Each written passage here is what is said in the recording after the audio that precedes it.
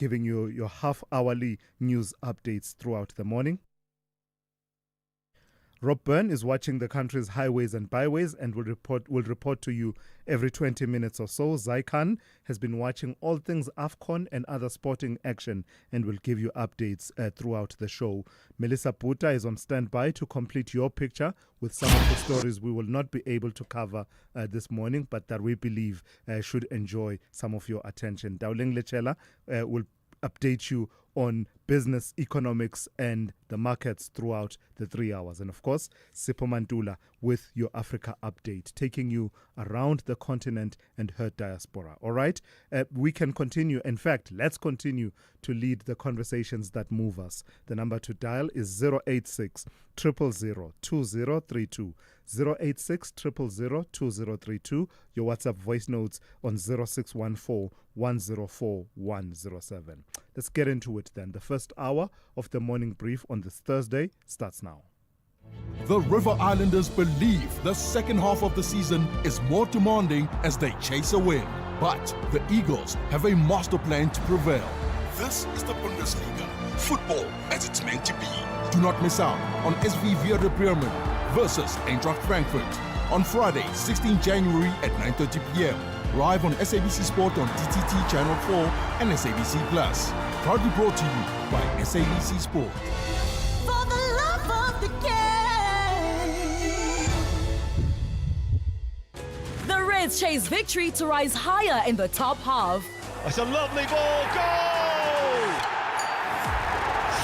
So simple. Hugo Ekitike is into double figures for Liverpool. Left completely unmarked. Meanwhile, the Clarets are highly motivated to dish out orders at Anfield. Nice ball. Ukachukwu. It's a leveler. Barely a level. Leslie Ukachukwu with a really calm finish. This is the Premier League. Witness Liverpool FC versus Burnley FC on Saturday, 17 January at 4:30 p.m. Live on SABC Plus and SABC 3. Proudly brought to you by SABC Sport.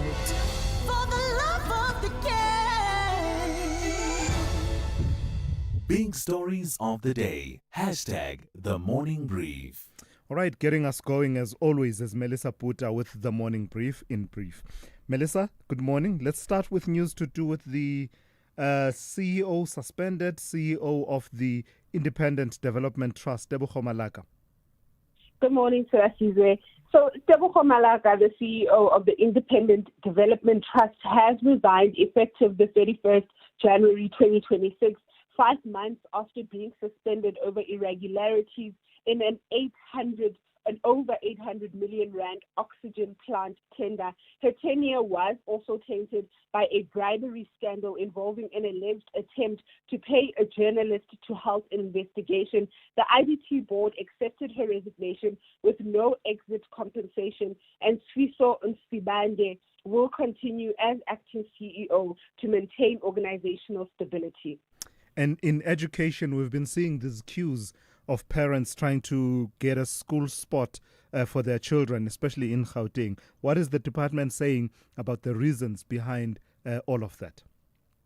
So the Gauteng Department of Education attributes a backlog affecting around 3,000 grade 1 and grade 8 pupils to late or incorrect school applications by parents, capacity limits, and misunderstandings about school fees and transfers. While over 300,000 students have been successfully placed, unresolved cases persist, with the department negotiating to expand placements. Critiques, including the EFS and the South African Human Rights Commission, have raised concerns about the online system's reliability and the impact of delays on children's rights to education, calling for improved processes and public reporting to resolve the crisis. If what they call the GPU, Government of Provincial Unity, the coalition governing in KwaZulu-Natal, if its leaders are worried about what's happening in the National Freedom Party, they hide it very well. Yes, so despite the NFP announcing its withdrawal from the KwaZulu-Natal coalition and instructing MEC Mbali Shinga to resign, the IFP maintains that the government of provincial unity remains intact. The IFP says all executive members are continuing their duties and remain committed to the coalition to avoid political instability amid pressing socio-economic challenges. So this is one to watch closely and see how this proceeds in the future. Absolutely, especially seeing as there's no unanimity within the NFP itself. There are just ructions and differences in how to approach this issue, even within the NFP itself. Melissa, thank you for that. Melissa Buta with the Morning Brief in brief. Thulasizwe Simelane on SAFM. As far as your weather goes, here's what the South African Weather Service wants you to know. A couple of warnings. The first one is an orange level 9 warning. It's the big one. It's the one we've been reporting on quite extensively. It is in place for the eastern parts of Limpopo, that is the Bembe and Mopani district municipalities, and over Mpumalanga, Lowveld and Escarpment, especially Ehlanzeni district municipality.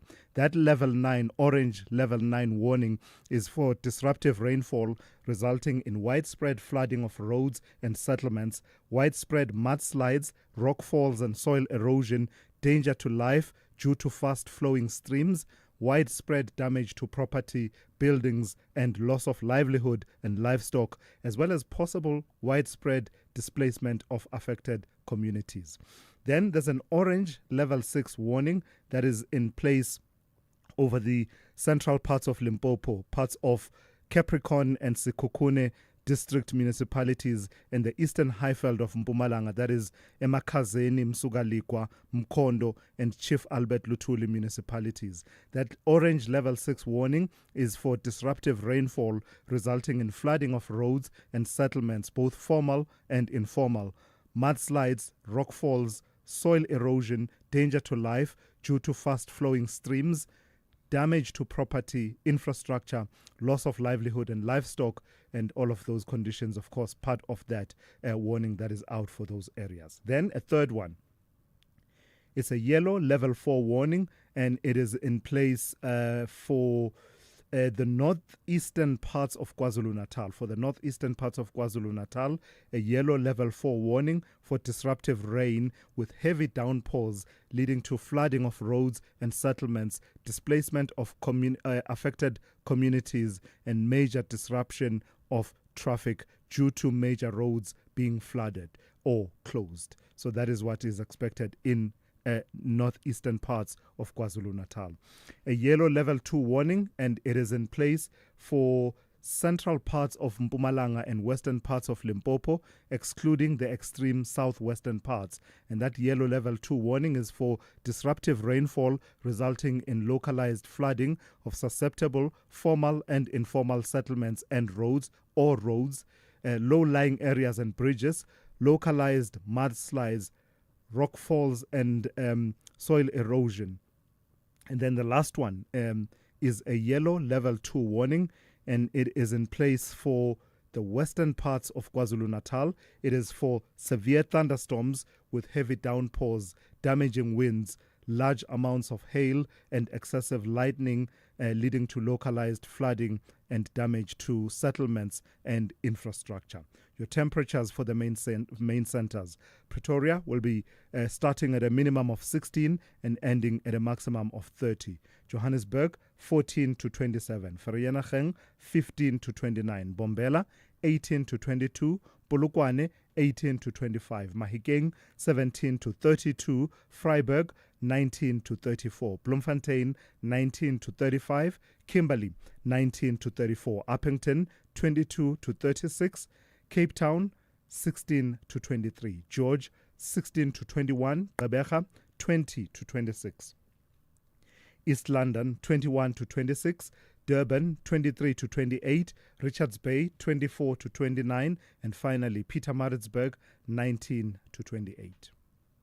With the ever-changing financial landscape, it can be difficult to make sense of all the moves at times. Join me, Jimmy Moyaha, on the SAFM Market Update with MoneyWeb, Mondays to Thursdays, 6 to 7 p.m, as we break down the key market trends, top financial stories, and smart investment insights, all in one place. It's everything you need to stay financially informed and ahead of the curve. Worldview Update, bringing you closer to international or global news. 22 minutes after 6. Talks in Washington over the future of Greenland have ended without a breakthrough, exposing what Denmark calls a fundamental disagreement with the United States over this issue.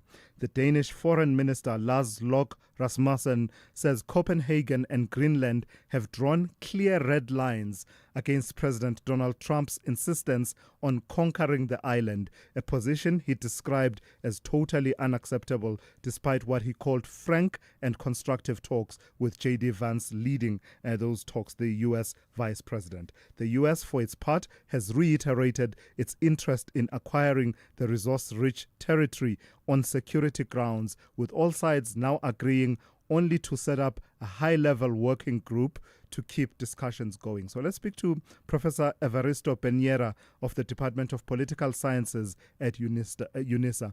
Good morning to you, Prof, and thank you for your time.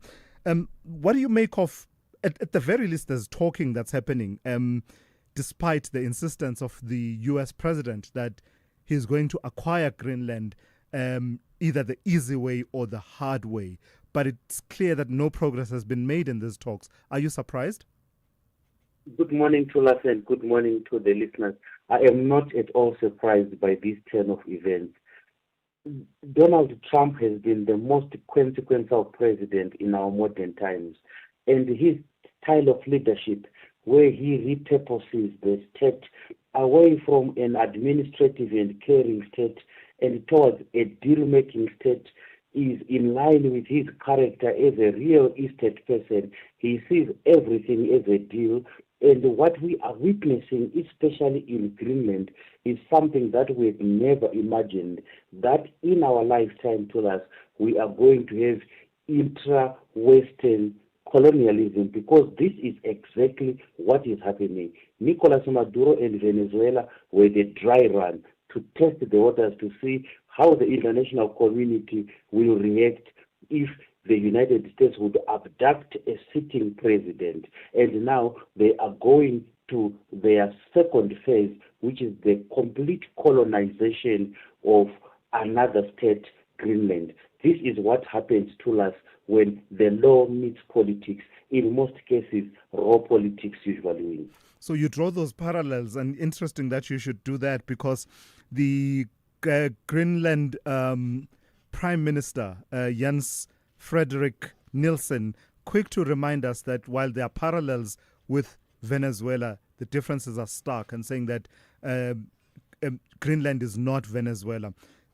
Stressing the democratic society with sovereignty, but also this whole issue around alignment and NATO coming into play then. It is actually a very complicated issue. While we may not be persuaded that Venezuela is not Denmark, but we see one constant thing, which is what President Trump wants, and nobody can stop him, even his own Congress, even the United Nations Security Council, where the United States has got a veto-wielding power. And what is happening now is that there are going to be some legal complications, because for the very least, the United Nations Charter prohibits the acquisition of territory by force, Article 2, Section 4. Even NATO, the first article, Article 1 of NATO, talks about the peaceful settlement of disputes within NATO. But now, the power behind NATO is the one that is going around now, going against the spirit of Article 1. What happens to us is going to be very complicated, because President Trump will most likely get what he wants, and he is most likely going to use force, because let's remind ourselves, the United States already has got a military base in Greenland, and this complicates a lot of things to us. But it's quite interesting, as a parting shot, Prof, that polling suggests that public opinion in both the United States and Greenland is firmly opposed to the annexation of Greenland that Trump seems to have in mind. So given that, what emboldens him to proceed? I think Donald Trump has already decided on a course of action. It could be a very far shot to say what Donald Trump is to consolidate politics of the empires, where the United States controls the Western Hemisphere, China controls Asia Pacific, and Russia will control Eurasia. But again, is this not America doing a dry run for Israel, Gaza, and what are the implications of Greenland to Ukraine, Russia, and China, Taiwan? So Russia and China could actually be smiling, saying, if the United States can go on and grab Greenland, what stops us as Russia from grabbing Ukraine? What stops us as China from grabbing Taiwan? And what stops us as Israel from grabbing Gaza? So again, this is the most consequential president of our time, and more is to come to us. Prof, thank you for that. Thank you for your insights. That's Professor Evaristo Benyera from the Department of Political Sciences at UNISA. This is SAFM Sport with Zai Khan. Good morning. Let's kick it off. AFCON 2025 has its finalists, and it's a Lions duel for the trophy. Host Morocco will take on Senegal. Final Sunday, 18 January at the Prince Moulay Abdullah Stadium. Kickoff 9 p.m. And there's still silverware on the line on the day before. Egypt will face Nigeria in the third place playoff. That's on the 17th, starting 6 p.m. at the Mohammed V Stadium. You can catch the action live on SABC Sport. Now, elsewhere in football, Arsenal hold a narrow edge in the Carabao Cup semi-final after a 3-2 first leg win at Chelsea. Mikel Arteta's side will feel confident heading into the second leg, which will be at the Emirates on the 3rd of February. For Chelsea coach Liam Rossinier, his first home match ending in defeat. Now in Serie A, Napoli's their title defense stumbled again. They were held to a goalless draw by Parma at the Stadio Diego Armando Maradona. And we also have action in the Bundesliga. Bayern Munich restoring their authority with a 3-1 comeback win at Cologne, maintaining an 11-point lead at the top. Rugby now, the Stormers face a key selection call ahead of Saturday's must-win Champions Cup clash against Leicester Tigers in Cape Town. Damian Willemse is doubtful following a head injury assessment, and the coaching staff say they will rest him ahead of next week's URC showdown, and that's with the Sharks. And finally, some action with cricket. The Sunrisers Eastern Cape are the first team to qualify for the SA20 playoffs after a 61-run win over the Joburg Super Kings in Gqeberha after posting 178 for 5 thanks to half centuries from Quinton de Kock and James Coles. The two-time champions unleashed a ruthless bowling display. Sanuran Muthusamy led the charge with 3 for 26, with Andrik Nokia rolling back the years with 1 for 13 as the Super Kings were bundled out for 117. That's your morning brief sport. Check back. We'll swing it with more sport. Top of the hour. I'm Zai Khan. Good morning, I'm Anne Musa. In the headlines, former Acting National Police Commissioner Khumutso Patlane has acknowledged that political interference in the South African police service has been prevalent for a long time. Patlane says political interference began after the ANC Polokwane conference in 2007. Gauteng police have confirmed they're investigating a case of assault against members of a local taxi association in the Vaal. In a video that went viral, a person is seen being assaulted by a group of men after he was accused of ferrying commuters with his vehicle. And police in Haiti have launched a drone attack on an area of the capital Port-au-Prince controlled by the country's biggest coalition of gangs, Vive Ensemble. I'll have details on these and other stories at 7. SAFM, guiding you through the rush hour traffic. Very good morning. Reminder to, where possible, avoid unnecessary travel into northeastern parts of Limpopo, northern parts of Mpumalanga that have had this sustained and prolonged rainfall. Roads are already subject to washaways, to mudslides, to flooding, and there's more rain due in and more heavy rain due in today. It's a disruptive orange level 9 warning with 100% chance of rain. So those fast-flowing, swollen, overflowing rivers are just going to be with us for some time, unfortunately. Very dangerous time to be travelling in that area. So if it's unnecessary, if you're not sure about sort of local conditions or alternative routes, I would say stay put until this situation resolves. Also, anyone travelling into Kruger Park should really be ringing ahead to find out if the gate you want to go in is open, whether the access roads to the camp or wherever you might be staying is open, or whether you have to travel further afield onto some alternative routes. Kruger Park with multiple roads being closed there as well. It really is a pretty desperate and difficult situation in that part of the country. Joburg this morning off to a good start, interestingly. Roads are looking okay. Durban, another busy run off the south coast with a crash on the N2 top of 20 Hill coming into Prospect, and so leading them on some Toti. It's heavy. Breakdown, N2 southbound going through to Spaghetti Junction. Queues back already towards Umgeta Road in Nanda Roadside. And Cape Town, busy. N1 inbound to Sable Road. N2 inbound slow towards the M5, and some queuing pressure out of Mitchell's Plain this morning. R300 slow towards the M7, Jakes Curvell Drive Junction. Rob Byrne, SAFM Traffic. The business update on SAFM. All right, for the first update of the morning, let's turn to Ndauleng Lechela. Ndauleng, good morning. What is the story now? Toyota is buying Toyota. What's happening here?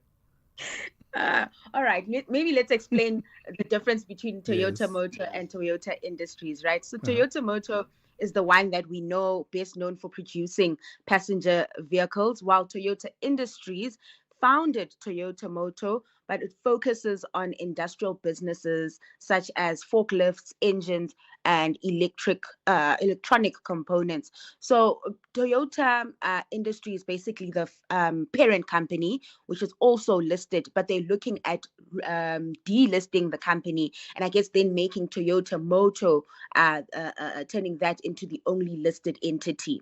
Now, Toyota Motor has raised its offer to buy out Toyota Industries by more than 15%.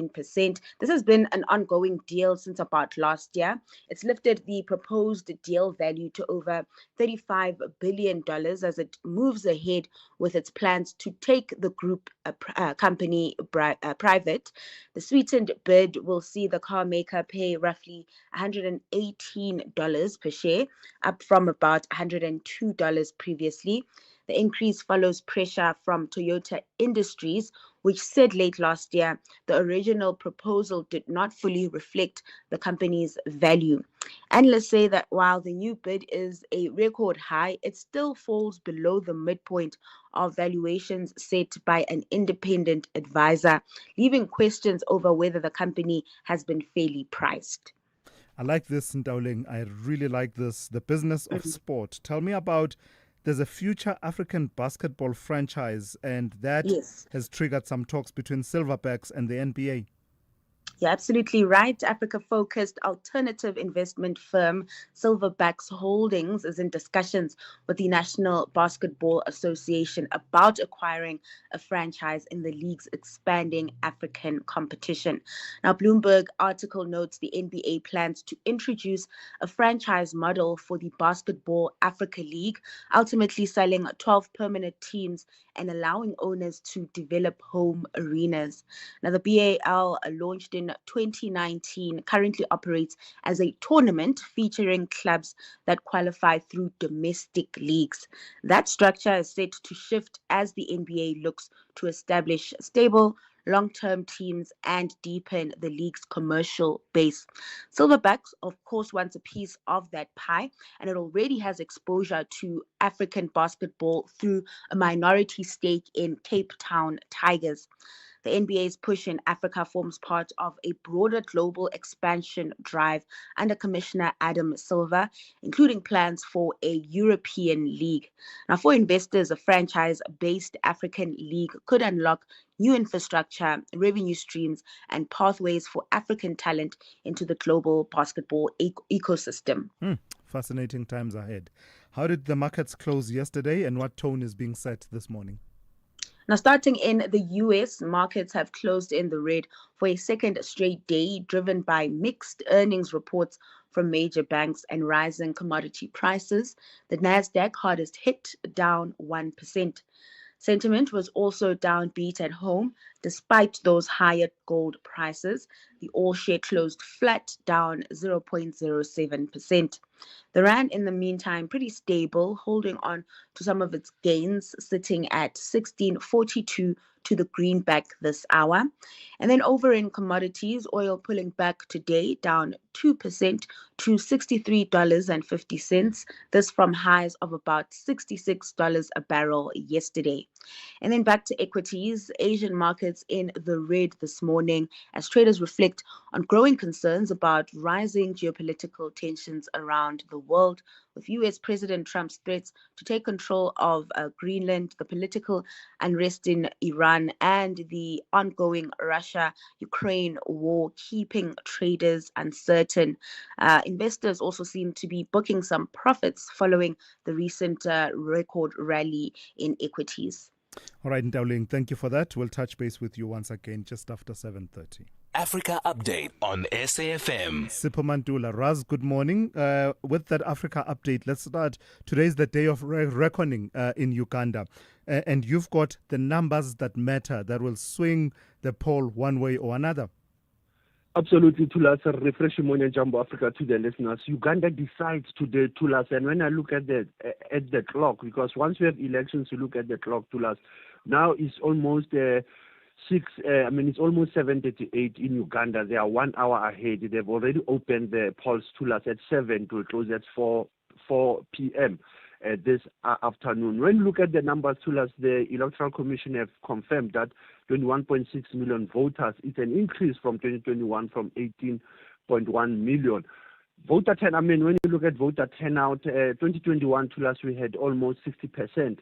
And also 70% in 2006, meaning 20 years ago. We don't know what will be the outcome for this year, Thulas. And what is expected also is that we have 8 candidates contesting for this seat of the presidency. It is a bloated parliament, Thulas. We have 400 in this country.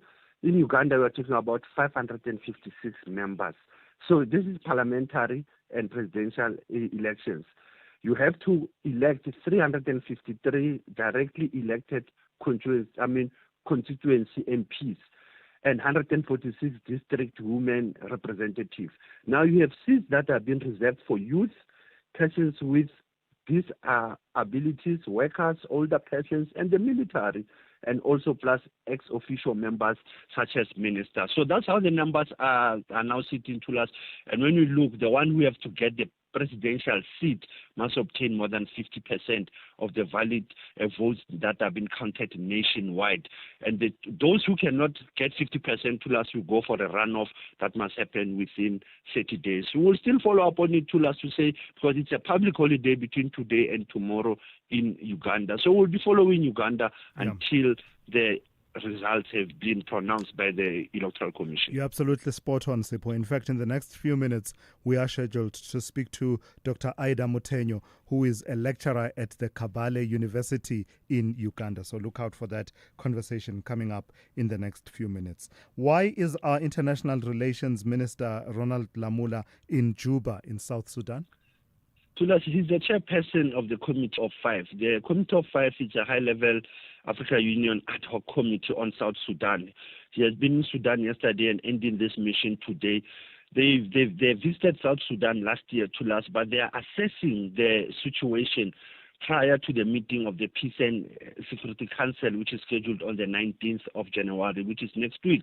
But it also precedes the 39th ordinary session of the Assembly of Heads of State. And that's where, Thulas, you'll recall that Juba has to go to the elections this year, Thulas. There have been challenges of the elections in that country. There's also the last part, if you'll recall, when the Deputy President went to South Sudan, the issue of revitalization agreement on the resolution of the conflict in the Republic of South Sudan. So that's where the C5 comes.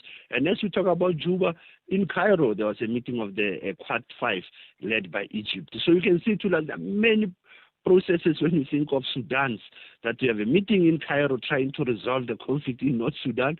We have a meeting in Juba trying to resolve the crisis in the South Sudan. And a royal red carpet being rolled out for our former president, Thabo Mbeki, in Lesotho. Absolutely. He's in Lesotho from yesterday and even today to last. And it's very important that he was invited by the king, His Majesty King Letsie the Third, to deliver memorial lecture of the 30th anniversary of the passing of His Majesty King Moshweshwe the Second, which was delivered last night. And also for him to visit Thaba Bosiu to last. This is the marking of the commemoration of King Moshweshwe the Second. Will be visiting Thaba Bosiu this morning, and he also met with the Prime Minister Matekane yesterday. This visit is very important to us, that to recall that King Moshweshwe was also a recipient of the Order of O.R. Tambo in Silver, acknowledging the role of the king and their contribution in the struggle against apartheid. Hence, this visit by the former president under the Thabo Mbeki Foundation was important since yesterday, and as well as this morning when he will be visiting Thaba Bosiu. And naturally, your historical archive follows that theme. Take me to the 15th of January 1996. That's absolutely true, Tulas. It's almost 30 years since the passing of King Moshweshwe II, the king of the Basotho, who was killed in a car accident on this day, Tulas. They say, the investigation pointed to the driver, who they say was under the influence of alcohol, Tulas, and that caused him to lose control of the vehicle. But closing with Tulas also, I looked at, I don't know whether you knew the first prime minister of that country, Nigeria. 60 years ago, he was killed on this day. I don't know whether, did you know this name, Tulas? No. Abubakar Tafawa. Now you're testing me. Balewa. You know, this man. It's a bridge too far for me. Yeah, Abubakar Tafawa Balewa. He was the first prime minister of Nigeria after it was liberated in the late 60s. He was a prime minister from 1957 until 1966, when he was kidnapped and killed in the country's first military coup. Why am I raising Balewa? He was a founder member of the formation of OAU in 1963. He has condemned the Sharpeville massacre in South Africa in 1960. That's how important to know this man, Tafawa Balewa Abubakar. Asante sana Thulas, as was in the conversation, SFM observing the education month. Sipo, thank you for that. Always educational yourself with these historical archives, putting issues that we see today sometimes in their historical perspective. The best summer experience is at the cricket ground. The Proteas and the Windies are gearing up for the T20 World Cup. This is the first T20 international contest. Be part of it. South Africa versus West Indies on Tuesday, 27 January at 5:30 p.m. Live on SABC Plus and SABC2. With reports on SABC radio stations. Proudly brought to you by SABC Sport. For the love of the game. Kathy Motlatlana on SAFM. If you're ready to talk, I'm here to listen, and nothing is off the agenda. Join me on The Talking Point every day from 9 a.m. to 12 noon. Only on SAFM. You are listening to The Morning Brief with Thulasizwe Simelane. It's coming up to 14 This minutes. Is Good morning, Zalma. Are you okay, Zalma? What is happening today? Sticky fingers. Yo. All right, anyway, as I was saying before I was interrupted, massive flooding across Limpopo has left roads and bridges submerged, communities cut off, and widespread property and infrastructure damage, prompting calls for the province to be declared a state of disaster.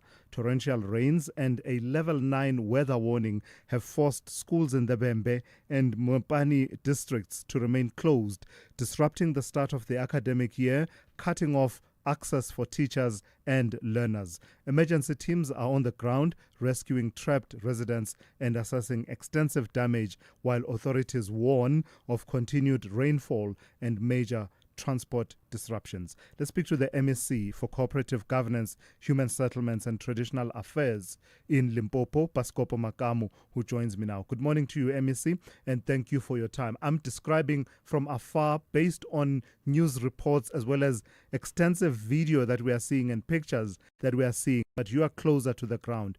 How best would you describe the situation in the affected districts in Limpopo? Thanks very much, Thulasizwe and the listeners of SAFM.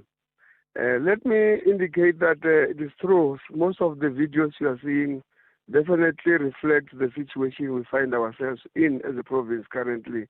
As you have correctly mentioned, that the South African Weather Services has already alerted us that since from the 13th, which is likely to disappear, or around the 16th, is still showing level 9 and level 6 alert, orange alert, which indicates that we'll be receiving rains that we normally don't receive.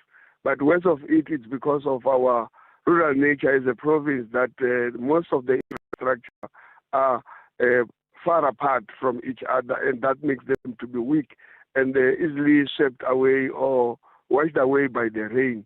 Let me indicate that Mopani and Wembe districts are the mostly affected, but we are starting to see Skukune district also joining, where rain is coming and the infrastructure is becoming pressurized and compromised. Roads are cut. Yesterday night we did meet as under the leadership of our Premier to start the processes of collating all the necessary information to make submission to the national, that they can be able to declare our province a provincial disaster area. We are working with the head of the National Disaster Management Center. We are working with the Minister of COGTA. We hope by today, 12 o'clock, any information they are requiring to do that, we will have submitted, but the situation is so dire. And what's the extent of the damage to infrastructure? I mean, we've seen here and there pictures and images of bridges that have been almost, overwhelmed with water, and we see people in some instances finding themselves in trouble when they try to cross those bridges. Let me indicate that from the farming sector, there are a lot of farmers who have lost their plants. It's also affected. The quantity is being quantified. The roads, more than 439 kilometers of gravel roads has been washed away. Number of schools have been damaged. We do have the information, which is serious amount of money that is required. But also human settlement. You remember that we are rural nature. There are still some people who are using mud houses. They were badly affected as well. So these three sectors, even some health facilities, despite that some are still intact, but people can't access them because either there is a river or a stream across the facility and the people. It's also worrying us. But also now it's coming to even the Sun Park. It's feeling the pain because as you will want to get into Kruger National Park using the Pafuri Road, the area is waterlogged. Definitely nobody can access that area. So all the most sectors, electricity in some areas, poles has fallen. There's no electricity, but we're working with municipalities and ESCOM to make sure that we resuscitate electricity and reconnect the people. So how important is it then that a decision is made one way or another around the declaration of a provincial disaster area, and what would that enable you to do by way of response? Look, a province like ours definitely will not have reserve funds that will easily deploy to go and deal with this disaster situation.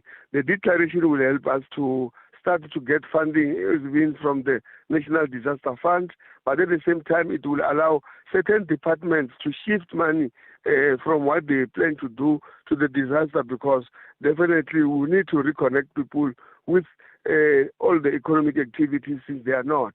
But that it's something that I can see that national government, provincial government, and local government are cooperating well on that matter, and that can be achieved. And since the rain is promised to be subsiding somewhere around the 16th, we'll be able to go there where we can be able to fix fastly. We'll be able to do that. All right. Thank you for that update. That's the MEC for Cooperative Governance, Human Settlements and Traditional Affairs in Limpopo, Paskopo Makamo. SAFM, guiding you through the rush hour traffic. And we've been advising for the last couple of days just avoid travel into that area, that northeastern part of Limpopo, northern parts of Mpumalanga, all that you just heard from the guest there, all of that.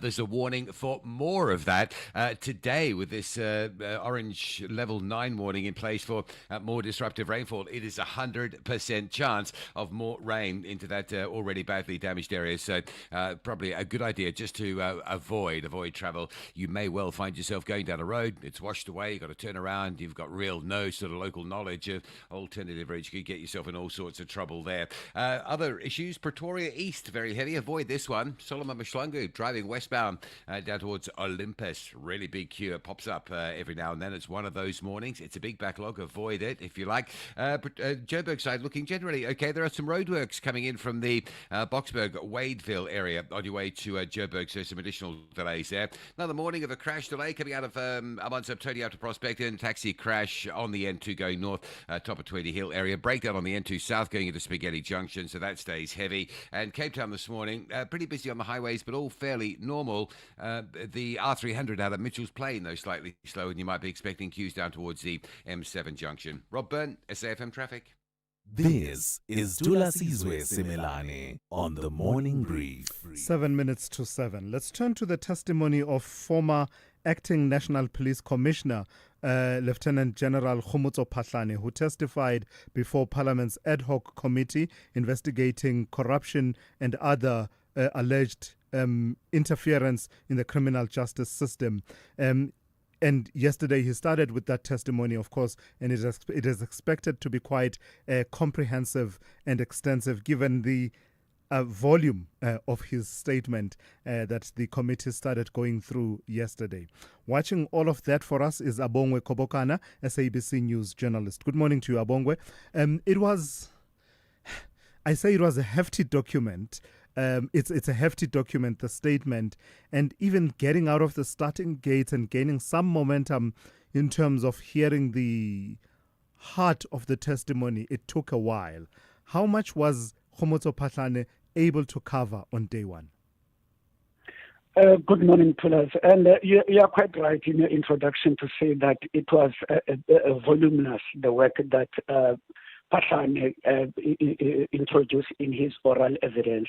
In fact, at the beginning of the meeting, actually, apparently he did request the chairperson of the committee, Soviet Likhanyane, that he hopes that they will conclude at least at 28 p.m. in the evening, citing reasons that they work so hard with his legal team in actually compiling the work that they were introducing in Parliament. It has a number of issues to us related to these allegations before the committee, starting with his suspension back then as an acting National Police Commissioner by the former Minister Fikile Mbalula, citing that he felt that application by Mbalula, in fact, that suspension by Mbalula was incorrect by law, saying that he was expecting that only a person who can suspend him was the former president back then, Jacob Zuma, because he says that the National Police Commissioners are appointed by the president, not the ministers. And then he went on to actually acknowledge the work that the police commissioner of KwaZulu-Natal, Nhlanhla Mkhwanazi, has done insofar as spilling the beans in coming out in public last year through the media, actually revealing the shenanigans of the criminal justice system in South Africa. In fact, he was saying that what Mkhwanazi did say on the day was not new, actually saying that he did say this on many occasions in the previous parliamentary administration through the portfolio committees of parliament when they appeared there. But such statements were ignored, and many other issues that Thulasizwe is stretched on about this inquiry. Yeah, and I saw quite a bit of time spent on the procurement processes within the SAPS, particularly something that was relevant during his time that had to do with procurement of cameras that are used by the police in carrying out their duties. But then there was a point where he was talking about Paul O'Sullivan and certain journalists. What was that about? You're quite right, Thulas. The issue of the 24 million procurement actually apparently escalated to 31 million or around that in terms of the figures. They spend a lot of time with the evidence leader, Advocate Norman Arendse, actually discussing that. And the issue, part of it was that this matter has been is part of the court cases and the arbitration judgments that have already been taken. And you remember that Patlane is still awaiting a judgment of the court appeal of the Labour Court in his allegations and charges related to his work back then. So they spent on saying that, and I mean, he explained that the issue of the cameras was not actually an issue that should have been blamed to him, because it was only done by the supply chain management, and actually the Atemba services provider that won the bid earlier on was then found to have not been meeting the requirement of the bidding specifications. And then you are saying that it has to be, the suggestion was that among themselves was that it has to be taken to an independent assessor to actually look at this issue and then come up with those decisions and findings at a later stage. But unfortunately, he was then out of the police after that. So he was actually defending himself insofar as the blame is concerned to be directed to him. The issue of Paul O'Sullivan and Thulas was also linked to, in fact, according to him, was that it was the former IPID boss, Robert McBride, and Paul O'Sullivan, who were actually pointing guns to him in terms of an attack, in his own words. And then in so doing, in their campaign, they were also renting a crowd insofar as the media is concerned. He even so gone as far as mentioning the names of the journalist, former late journalist Karima Brown was mentioned, Mariam Mete was also mentioned, and Ibrahim Mashego was also mentioned, among others, whom actually, according to the allegations that Patlane made, they were actually hanging up against him and with McBride and Paul O'Sullivan. That was an attack that actually was turning insofar as the media is concerned. Right. Very quickly, Abongwe, is it done or is it coming back? He's done. Today we are expecting the lieutenant of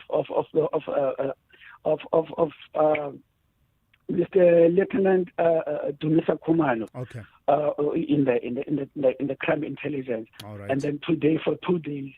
But just before I leave Thulas, there were actually suggestions that if there is a need that Patlane should come back, they will also decide as the committee, of course, looking in their terms of references. Yes. And this happens to many other witnesses like even the Nhlanhla. All right, Abongwe, let's leave it there for this morning. Thank you for that update. Abongwe Kobokana, SABC News journalist. Let's go to N Musa on standby with the latest news. Outsurance is in the business of saving you money on your car insurance premium. If they can't, ask for 500 Rand. SMS out to 30754. That's out to 30754.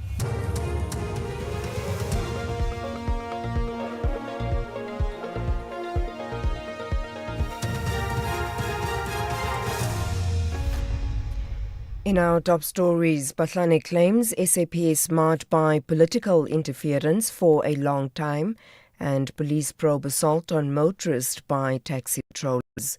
Good morning.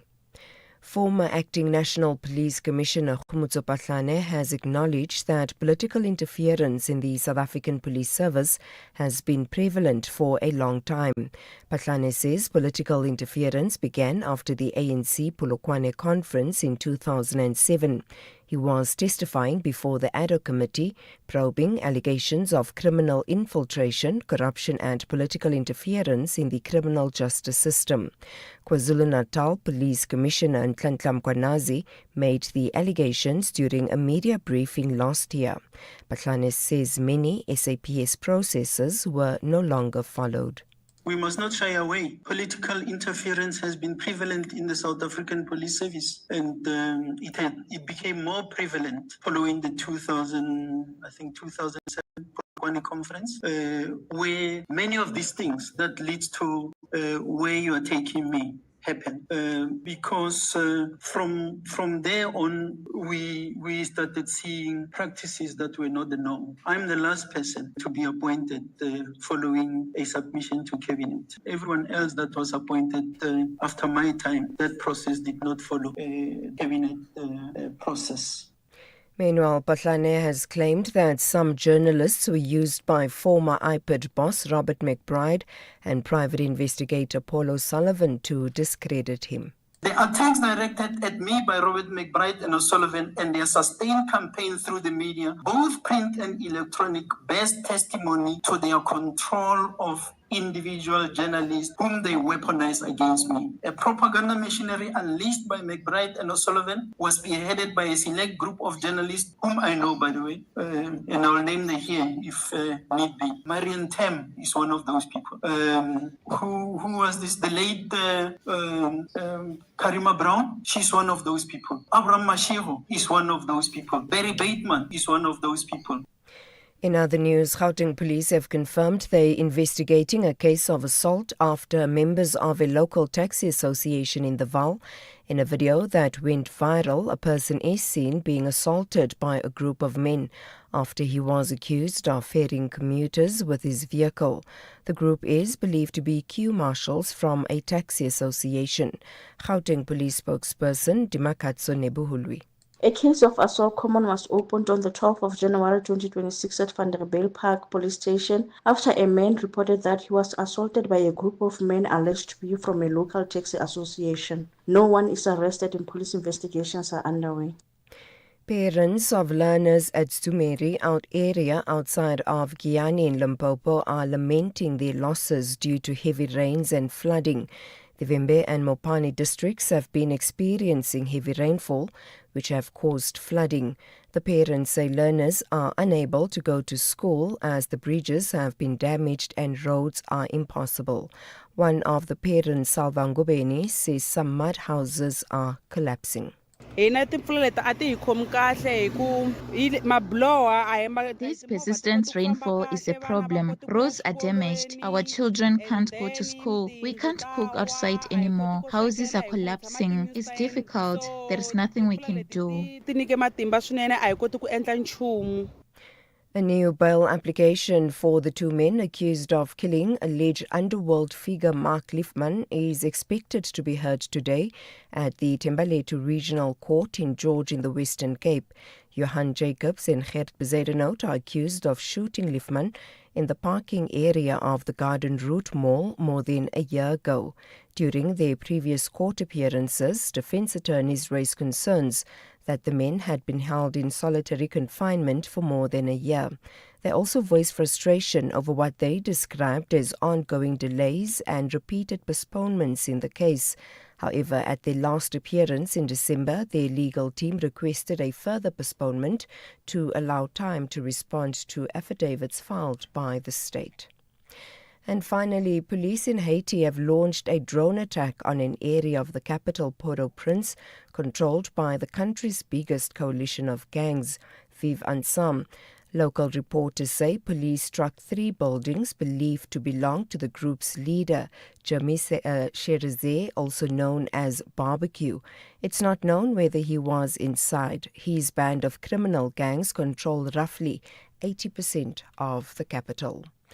Recapping the top story, former Acting National Police Commissioner Khumutso Patlane has acknowledged that political interference in the South African Police Service has been prevalent for a long time. Patlane says political interference began after the ANC Polokwane conference in 2007. For SAFM News, I am Anne Musa.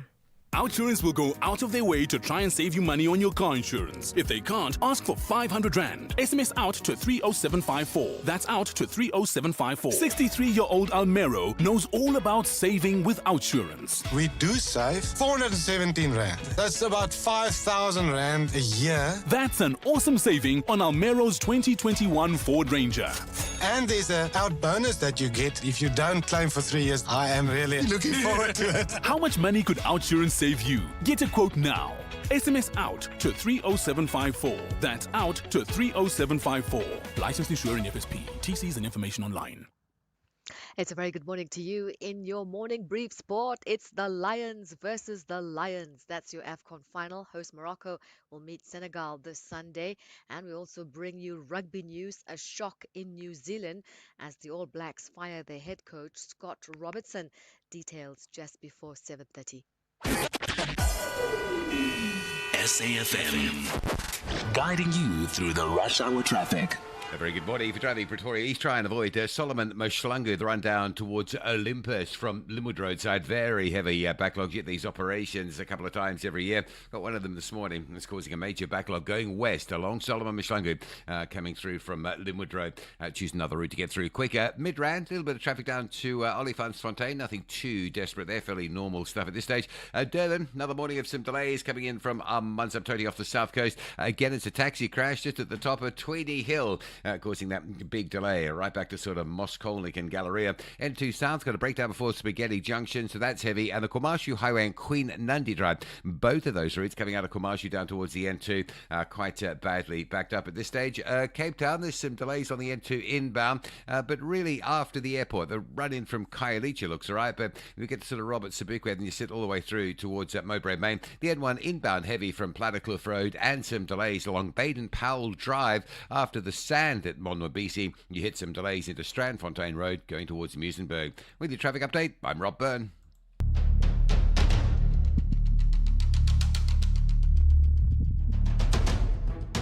The Morning Brief with Thulasizwe Simelane.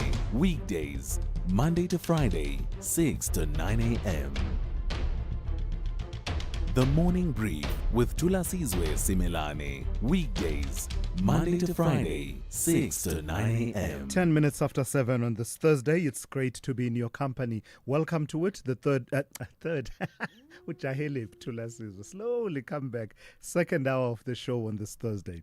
Among some of what we will cover, the numbers as far as the matric pass rate is concerned stack up, but as far as higher education goes, they don't stack up. So the country is celebrating a record 88% matric pass rate, with 345,000 of those learners qualifying for bachelor's degree study in terms of the marks that they got. But get this, as far as spaces at higher education, the entirety of the system, we are told, has something in the region of 535,000 places. So that includes universities, TVET colleges and other universities of technology and community colleges. 535,000 spaces for first years in 2026. In fact, it's even lower for universities, because there you're talking something in the region of 235,000 first-year student places, according to a figure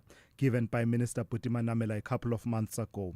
But when you stack that up against the demand for those spaces, University of Joburg alone receiving something in the region of 450,000 applications by the time it was the end of the year last year. So you can tell that the numbers add up as far as the pass rate is concerned at matric, but as far as higher education goes, they simply don't stack up. Petiwe Matutu, the CEO of Universities South Africa, will join me in the next few minutes to try and make sense of those numbers. Immediately after that, I will be talking to Ryan Smith, who is the DA's spokesperson on international relations and cooperation. This in the wake of the DA writing to the Minister, Ronald Lamula, asking him to report Iran and the way that it has responded to those protests in that country to the UN Human Rights Council. Ryan Smith will join me at about 7:20. Be a part of this conversation. Do call me 086 000 2032, 086 000 2032, or you can send me a WhatsApp message or a voice note to 0614 104 107. Let's get into it. The second hour of the morning brief starts now. The only talk radio morning breakfast show that makes sense. The Morning Brief with Thulasizwe Simelane. So as the country celebrates a record 88% matric pass rate and more than 345,000 learners qualifying for bachelor's study, a stark and growing capacity crunch in the post-school education sector is coming sharply into focus. The Higher Education and Training Minister Putima Namela recently warning that while the results are cause for pride, the system from universities to TVET and community colleges simply doesn't have enough first-year places to absorb all qualifying learners, with roughly 535,000 places projected for 2026 against far greater demand. Let me give you an example. Universities in particular are feeling the squeeze, with institutions like the University of Johannesburg reporting hundreds of thousands of applications for a fraction of available spots. So let's speak to Petiwe Matutu, Universities South Africa CEO, who joins me now on the line. Good morning to you, and thank you for your time. What is the reality as far as the university sector is concerned? We cite one example in our introduction. We cite the University of Johannesburg. I imagine this is replicated across the university system. What about the University of Johannesburg? I'm saying we cited the University of Johannesburg as an example where demand far outstrips the available spots. They reported later last year, towards the end of last year, that they had received 450,000 applications. So I'm asking you to put that within the context of broader demand within the university system for spaces versus what's available. Yes, there is. And the number of applications are not a true reflection of that demand, because candidates apply to multiple institutions. However, I think we can use bachelor's passes as a proxy. We have 345,000 bachelor passes, and we have 251,934 spaces for first-time entering students. So that difference of about 95,000 can serve as an approximation, although we are aware of the fact that not every bachelor pass qualifies to get into a program at university. What is driving that difference between the pupils who get passes that allow them to study towards a bachelor's degree and the reality of not enough spaces in universities? What are some of the structural factors? The rate at which we are expanding our post-school education and training is not commensurate with the rate at which we are producing the learners who have completed the National Senior Certificate. So we need to keep up at the various levels of the post-school education and training in terms of the growth. And there was a plan that was produced by Minister Butima Namela a couple of months ago that projects how to deal with demand for spaces in higher education between 2026 and 2030. When you look at the elements of that plan, as well as other plans that are in place, are we on track to try and fix that, the growth of the system not being commensurate with the demand? I'm not sure what that plan was all about. I don't remember seeing such a plan. But what we currently have, at least the statement that he came up with, are the universities, TVET colleges, and the community colleges, and the SETAs with the that they provide. So those are the various opportunities that are being provided by government. I do think that we need to be cognizant of the fact that we have the private sector as well, the private institutions as well, and we need to take up those opportunities. It's just that government is not funding students who are in those private institutions. Should that change in your view? Should at least the conversation arise that says, where the means test is passed, perhaps government should look at extending the assistance that it provides in the public universities to private universities? Or do you not have a view on that yet? That would be ideal if government can afford it, because right now we are really grappling as parents. And we're talking about learners who have been at home not only this year, even the previous years. And we don't know what to do with these people who have completed the National Senior Certificate with certificate passes, diploma passes, and in some instances, even bachelor passes. They are sitting at home. Yeah. Just as a parting shot, a couple of days ago, one of our listeners was talking about creative thinking by universities about how to extend their reach.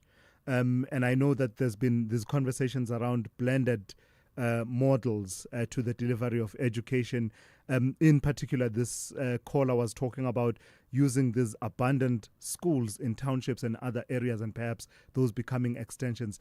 Just talk to me about what creative solutions you are dealing with, even if it's not particularly this one, but just lay them out. What are the options that you are exploring as a sector? Let me explain what the real problem is. The real problem is that our government cannot provide adequate subsidies to support an expansion. So when you use whatever abandoned buildings or there is infrastructure which needs to be maintained, there are staff members who need to be employed, there are IT systems which need to be maintained. Our government currently is paying subsidies at every level. We're talking about university level, TVET college level, community college level. So what happens is that they look at their budget, they look at the number of people that they can support for those subsidies and the infrastructure growth that they can afford. And on the basis of that, that's what determines the numbers. It's not so much that you can just decide, oh, there is a lab which has been donated by that company. So that lab has to be maintained, the people have to be employed, and according to their subsidy that they have right now, they don't have the capacity to, and students who are coming in have to have accommodation beyond using that laboratory. Right. So there is that comprehensive planning. Yes. So at the core of what determines these numbers is what government can afford. All right. Let's leave it there for this morning. Thank you for sharing those insights with us. That's Petiwe Matutu, who is Universities South Africa CEO. SABC2 is stepping into a new era, Papa, where every moment tells a story. A new era of conversations with Eintlik Let's Connect at 4:30 p.m., bringing real talk and South African voices. A new era of Afrikaans news at 6:30 p.m., trusted information in the language you love. A new era of family entertainment, Omar Sari at 7 p.m., celebrating humor, tradition and togetherness. A new era of excitement in a new time slot, Deal or No Deal at 7:30 p.m., bringing primetime thrills home. A new era of drama, Pimville at 9 p.m., a brand new powerful telenovela from Soweto that grips the heart. And a new era of flavor with a new season of Color Your Plate with Koo, Sundays at 7 p.m. A new era begins on SABC2.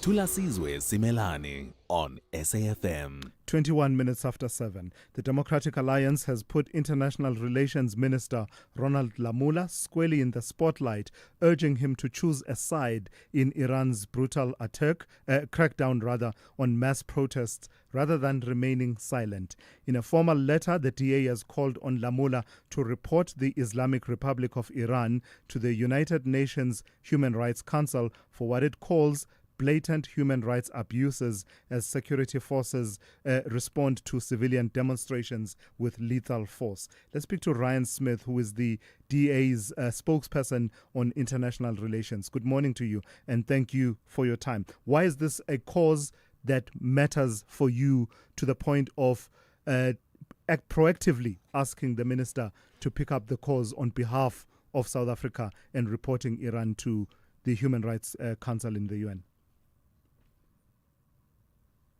Ryan?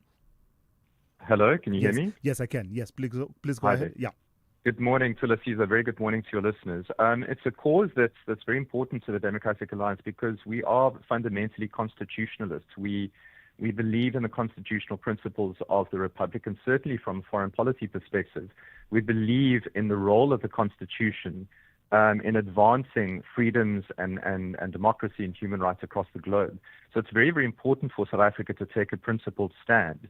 And I think more importantly so because of the ANC's proximity to Iran and the fact that they've been so openly and unapologetically aligned with the Iranian government and with the autocratic regime.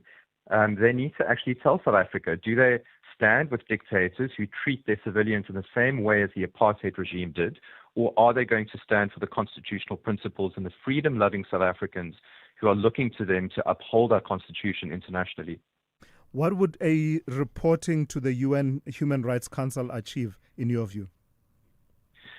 Well, the first thing it would do would highlight the inconsistency, I would think, with South African foreign policy. If you look at what the ANC has done through DIRCO is take a very selective approach to the use of international fora dealing with disputes on the international stage. So I think it would certainly draw questions to that. But what it would also do would I think, use the international system to remind the ANC that, you know, it was the world that was on the ANC side when they fought against apartheid in the 60s and the 70s and the 80s, and that it's up to South Africa to continue that fight as a democracy moving forward. And the Human Rights Council has very many mechanisms that they can use to intervene to ensure that there aren't blatant human rights violations in Iran. And South Africa has a sworn duty in line with the Constitution to uphold that and to use those mechanisms accordingly. Is this a position based on principle on your part as the DA, Ryan, or is it brinkmanship? And I'll tell you why I ask. Many people listening to this conversation will be asking about your relative quiet on the humanitarian crisis in Gaza, for example, as well as the position of the party as far as Venezuela is concerned. The moral standard that you are saying must be applied with Iran. Do you share that it should be applied with equal force to Gaza, for example, Israel and Gaza? Yes, we've remained principled on all international affairs. I mean, we've called for a ceasefire in Gaza as early as 2024, and we have called for the repatriation of hostages. We've called for the release of humanitarian aid into Gaza. We've certainly not been quiet on the matter. And with regards to Venezuela, we believe that all dictators should be replaced with democratically elected leaders, but that must be done in line with international law. So I think it's a falsehood to say that the DA has been quiet on those matters. It certainly may not have gotten as much media attention as what's happening in Iran at the moment. But what's relevant now is the moral and ethical test of the South African government in relation to Iran, in particular because of Iran's proximity to South Africa. We know that it's become a BRICS Plus member. We know that the ANC in particular has moved South Africa closer to Iran based on its party political allegiance. Sure. And we need to now understand, is the ANC loyal to the Constitution, or are they loyal to their party political interests, which essentially erode the principles enshrined in the founding documentation of our land? Well, it's also relevant, the principled basis of our foreign policy, especially as viewed by one of the participants in the governing coalition, being the Democratic Alliance, because you have influence within government, don't you? So when you say that you have called for a ceasefire and the return of the hostages and in the situation in Israel and in Gaza in particular, would you then say South Africa was right along that line of upholding human rights in the way that you are asking them to do in Iran? Would you say they were right to take Israel to the ICJ? Yes, we as the Democratic Alliance are a party that believes in the rule of law. And so if the rule of law as the ICJ exists, that is the forum where these sorts of disputes must be taken up. It's not for us to decide whether Israel's been found guilty of genocide. That must be taken up by the ICJ. They can make the ruling and we will respect what the rule of law then decides. So South Africa was right. Here, South Africa was within its rights, yes, to go to the ICJ, absolutely. Sure. But the problem here is about consistency. You need to look at the consistent application of international law by the South African state. Why has South Africa positioned itself as a mediator between the Russian invasion of Ukraine, but decided to take the USA to the United Nations Security Council when it did a similar or sort of enacted a similar action in Venezuela? So there's a deep inconsistency with which the South African state, and certainly DIRCO, is using international organizations and certainly using the international legal framework to deal with these sorts of disputes. South Africa has been very silent on ethnic cleansing in Sudan, for example, in the war that's taking place there. South Africa has been very, very silent on human rights violations in Uganda and in Zimbabwe, for example. So we see that the selective approach by the ANC is problematic on the foreign policy stage. So we're saying, yes, it must be principled, and the South African state must use these international frameworks, but it must be applied consistently. Otherwise, we look like a very unreliable partner on the international stage. So while we discuss consistency then, you said earlier on that on Venezuela, you are of the view as a party that all dictators must be replaced by democratically elected democratic governments, but that must be done within the rules-based order that we all know. So in line with that consistency, do you believe South Africa should take a firmer stand and perhaps even report to any platform that's available the actions of the United States in going to take a president from a country in a manner that is not prescribed by any provision of international law? Should South Africa take up that cause as well and report it wherever is relevant? The violations of the UN Charter, for example. Well, yes, I think South Africa's already done that. Writing to the United Nations Security Council was certainly the first step. And as I said earlier, we as the DA believe in the rule of law. So if any state internationally is found to be in breach of international law, those mechanisms must be applied equally across the board, and that's what those institutions exist for. So, taking the US on, for example, for their invasion of Venezuela, yes, that's something that South Africa can move forward to do. But as I said, there's no consistency with which this is applied internationally. Why have we not taken Vladimir Putin and the Russian Federation to the UN Security Council for the same thing? That's the question we need to ask ourselves. Is a foreign policy dictated by the Constitution? Is it principled? Is it consistent? Or is it selectively applied based on the ANC's party political whims? That is the question here. All right, Ryan, let's leave it there for this morning. Thank you for that. That's Ryan Smith, DA spokesperson on international relations and cooperation. Let's go to Ann Musa on standby with the latest news headlines. Good morning. Thanks to us. In the headlines, Crime Intelligence Head Dumisani Khumalo is expected to appear before Parliament's ad hoc committee probing allegations of criminal infiltration, corruption and political interference in the criminal justice system. The Mpumalanga Department of Education has suspended teaching and learning in Bushbuck Ridge, Mpumalanga, due to persistent rains. The department says some of the learners and teachers could not reach their schools. And the Cape Winelands District Municipality says they've made significant progress overnight in suppressing a fire in the Wimmershoek area near Franschhoek. I'll have details on these and other stories at 8. SAFM, guiding you through the rush hour traffic. Good morning. Just a reminder to really seriously avoid any travel plans that you may have into northeastern parts of Limpopo, northern parts of Mpumalanga, until that area has really sort of been made safe. It is a really desperate situation out that side. So much rain, more rain coming in the forecast. 100% chance of rain today out there into those swollen rivers, already swollen rivers, and it's an orange level 9 warning from the weather service as well. So really, it's not the time to be travelling those parts. There are multiple roads closed. Most of them are sort of minor rural roads. There's a couple of routes, one particular one in and out of Hoedspruit that links you down towards the R36. It's currently closed. That's the 527 going in and out of Hoedspruit, for example. That's closed. But we're sort of talking Palabora, Guyane, Malamaluni, those sort of areas. Malamulele, I beg your pardon, are the areas to just try and avoid. Also, if you're heading out to Kruger Park, ring ahead, find out what's open, what's closed in terms of the camp or accommodation sites and the gates that you'll need to enter. Really quite a disastrous situation there. Other routes, Joburg's Mike 1 South, a crash at Marlborough Drive, heading from Buccleuch as you come into Sandton this morning. Big backlogs of traffic out of the Randpark Ridge area across to Randburg, Malabongwe and Hanskuman. Those lights are down, so it's Hanskuman that's really badly backed off coming in off if you like.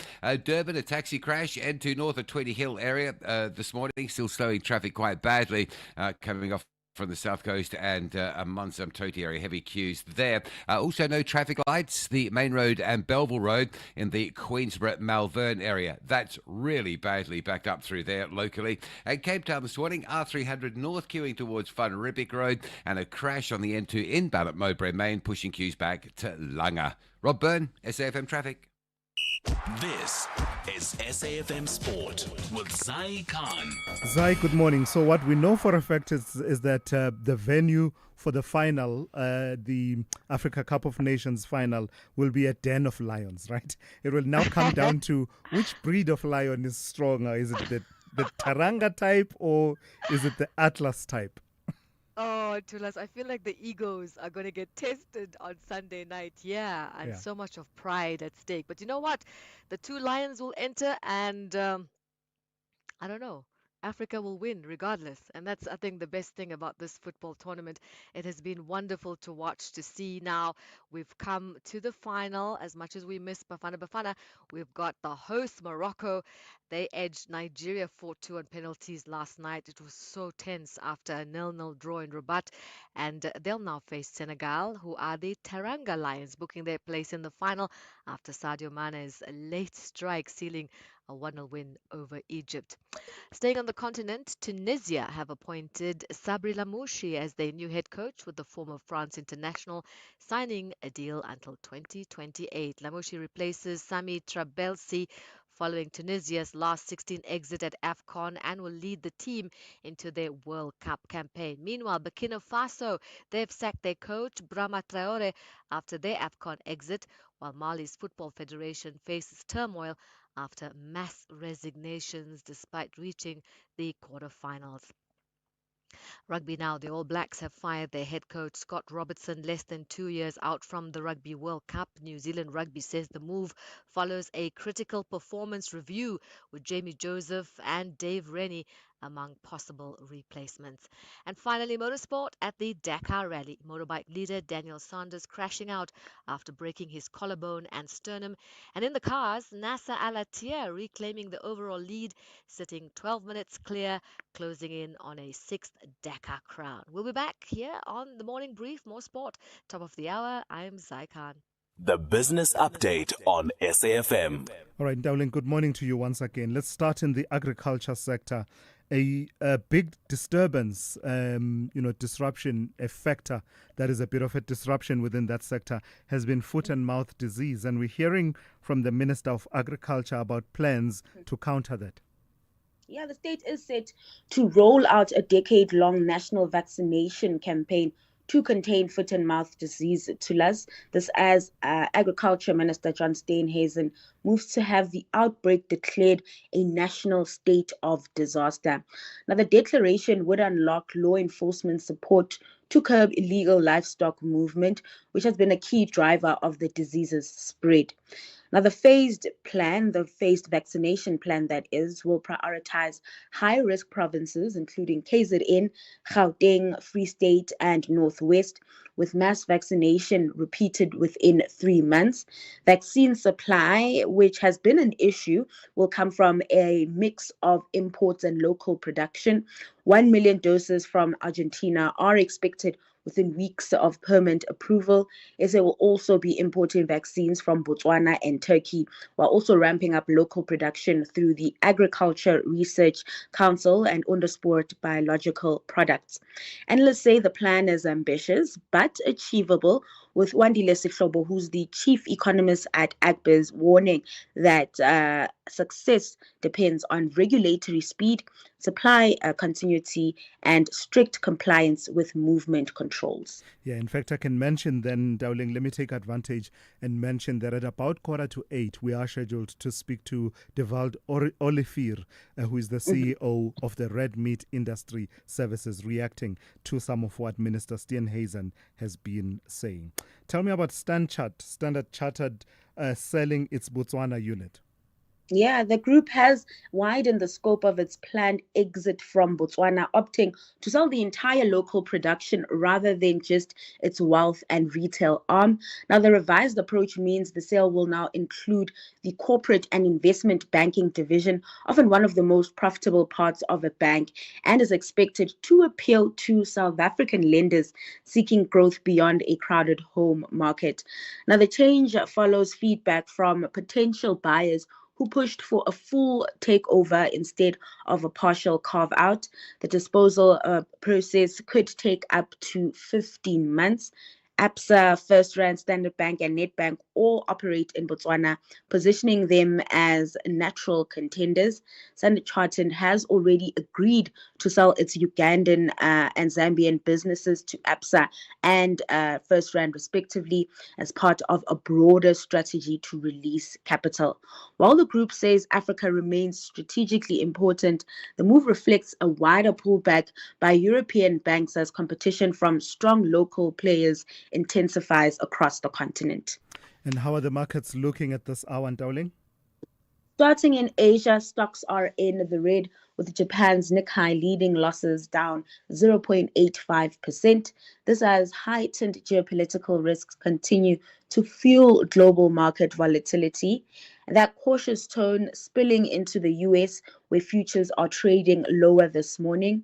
Beyond macro developments, investors are also keeping a close eye on earnings season for further direction. And then back at home, local equities took a breather despite supportive commodity prices. The all-share index closed marginally lower, down 0.07%. The rand remains steady, holding on to recent gains at around 16.41 to the dollar. Then over in the oil market, prices are pulling back after recent gains. This as traders weigh demand concerns against ongoing geopolitical tensions. Crude sitting just above $63 a barrel this hour. All right, thank you for that, Dowling. We'll touch base with you once again just after 8:30. Gender-based violence is destroying lives and tearing communities apart. It happens in homes, in schools, at workplaces, and too often in silence. But it doesn't have to continue. If you see it, speak out. If you are hurting, reach out. Because doing nothing is not an option. Listen to all 19 SABC radio stations for hard talk, discussions, advice, dramas, educational shows, and interviews around GBV with experts, survivors, lawmakers, and a whole country affected by gender-based violence. All on your favorite SABC radio station. Call 0800 428 428 to report abuse or get help. GBV, it ends with you. This message is brought to you by the SABC. Call Thulasizwe now, 086 000 2032. Yeah, so as you can imagine, lots of reaction to the conversation we had with Ryan Smith a few minutes ago from the Democratic Alliance and their call for Durko, the minister, to report Iran to the UN Human Rights Council. Let me take them back to back and hear what you have to say about that issue. Good morning, Thulas. This DA's spokesperson saying contradictory statements. What they've issued on Venezuela, statement that they issued on Venezuela attacking ANC for wanting to report the matter to UN. Now he's saying totally different thing. Now it's contradiction. So this just goes to show that DA has nothing to offer, especially when it comes to international relations, because they always want to align with their friends. Thank you. Yeah, Thulas, it's really here in Kuma. Thulas, you must have been now convinced by that DA spokesperson, picking up his reasons. Why do they suggest that Minister of Foreign Affairs must intervene in Iran's attack on civilians there? You see, when bringing in the issue of Russia, with Russia, we did not intervene. So then that's the question. Thank you, Willie in Cuba. Good morning, Thulasizwe. To the person you just interviewed now, speaking about Iran, Thulasizwe, we can't allow our politicians and let them play international politics on us. These political parties, they must just focus on South African problems, focus on our borders, focus on our portal, which I can even plant a tree inside the portal. They can fix on South African issues before they turn to deal with the international matters. Brahma by Protect, and thanks for the great show. Hey, good morning, Thulas. No, I see DA is having a new spokesperson now, even though it's not really new. But yeah, he's new because the previous one was Karabo Kakao. And now it seems like DA is want to put only the white faces in front. So yeah, it's just my concern. I'm just wondering where is she now, because I think she was not doing a really bad job. Thank you. No. I've got to correct that. In fairness to the DA, Ryan Smith is their spokesperson on international relations. So for all the government portfolios, the DA has a spokesperson focusing on that particular issue. So I think the predecessor was Emma Powell, if I'm not mistaken. And now you have Ryan Smith, who is now in that position. Karabo Kakao continues to be there as a spokesperson of the DA. So let there be no misconception around that. Let's engage with the content, but being clear about on what authority a person is speaking on that matter. Let me go to Crispin in Durban. Good morning to you, Crispin. Morning, Thulasizwe. And I thanks for pushing that guy. On the issue of consistency, because what's missing in all of this is any sense of history. There's a context to this. And I'm actually very sympathetic to the protesters in Iran, but I also understand where this authoritarian, patriarchal siege mentality comes from.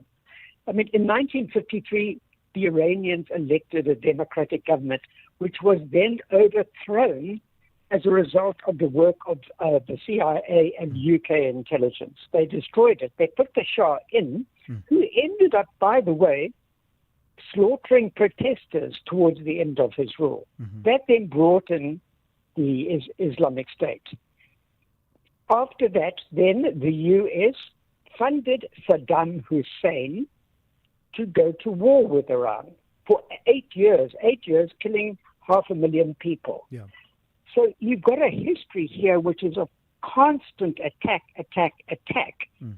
And you've got to take those issues into account. You know, in 1988, the U.S. actually shot down an Iranian passenger jet, a civilian passenger jet, killing 290 people. So last year, twice, the United States bombed Iran. Now, Iran has never bombed the United States or gone to war with it. But you can understand where the siege mentality comes from. And the critical thing is this. The Iranians need to sort this out amongst themselves. And our role as outsiders is not to just grandstand about the issue, but to say we will support attempts within this regime to bring about change. We can, by all means, the fact that South Africa is close to Iran in terms of diplomatic channels is an advantage. So I think that's the role to pursue here. Crispin, thank you for that. Let me move on swiftly to try and take as many calls as possible. Jacques in KZN, good morning. Good morning to you and your team. Thulasizwe, Happy New Year. Happy New Year to you. Yeah. Like I said, everybody has an opinion on what needs to be done, and that's fine. Everybody has a right to have an opinion. The problem is that everybody seems to be calling or accusing everybody from the DA to the ANC to Donald Trump to all of the people. They seem to accuse them or make accusations but not have facts behind it. So, like I said, it's your job to always push the narrative of the opposition or the opposite views of everybody else. And I think that's a good view to have, and I think that's the right way to do your show and to how to present it. But people need to have facts in hand. They can't just say someone is a racist or someone is like this or like that, because that's their feelings. And I think people need to understand that they have a right to air their feelings and their opinions, but they're only opinions up until when they're proven facts. So, like I said, when the DA, when the spokesperson for the DA comes and says no, that this is not the ANC is doing their picking and choosing, they have a right to do that because the ANC and the IFP and all the other parties do exactly the same thing. They tout each other in order to get voters and in order for us to have a feeling or an opinion on a feeling of how we want to be. So I'm saying people out there need to be a little bit wary about what they're saying and how they say it or what the political parties say, because they need facts about it. And like I said, if we don't take a stance on Ukraine, and we can make a stance on say Iran, so we can say, okay, no, the South African government is not worried about these Iranian people or these Muslim people because they're Sunni or they are another sort of part of a Muslim religion. Then I mean, how does that also looks bad on us? So we must be very, very clear or opinionated and say, okay, always this is our opinion, and this is what we do. All right. Jacques, thank you for that. That's Jacques in KZN. Let me quickly take Sive in Gqeberha. Good morning to you, Sive. Good morning, Thulasizwe. How are you? Happy New Year. Happy New Year to you. Please go ahead.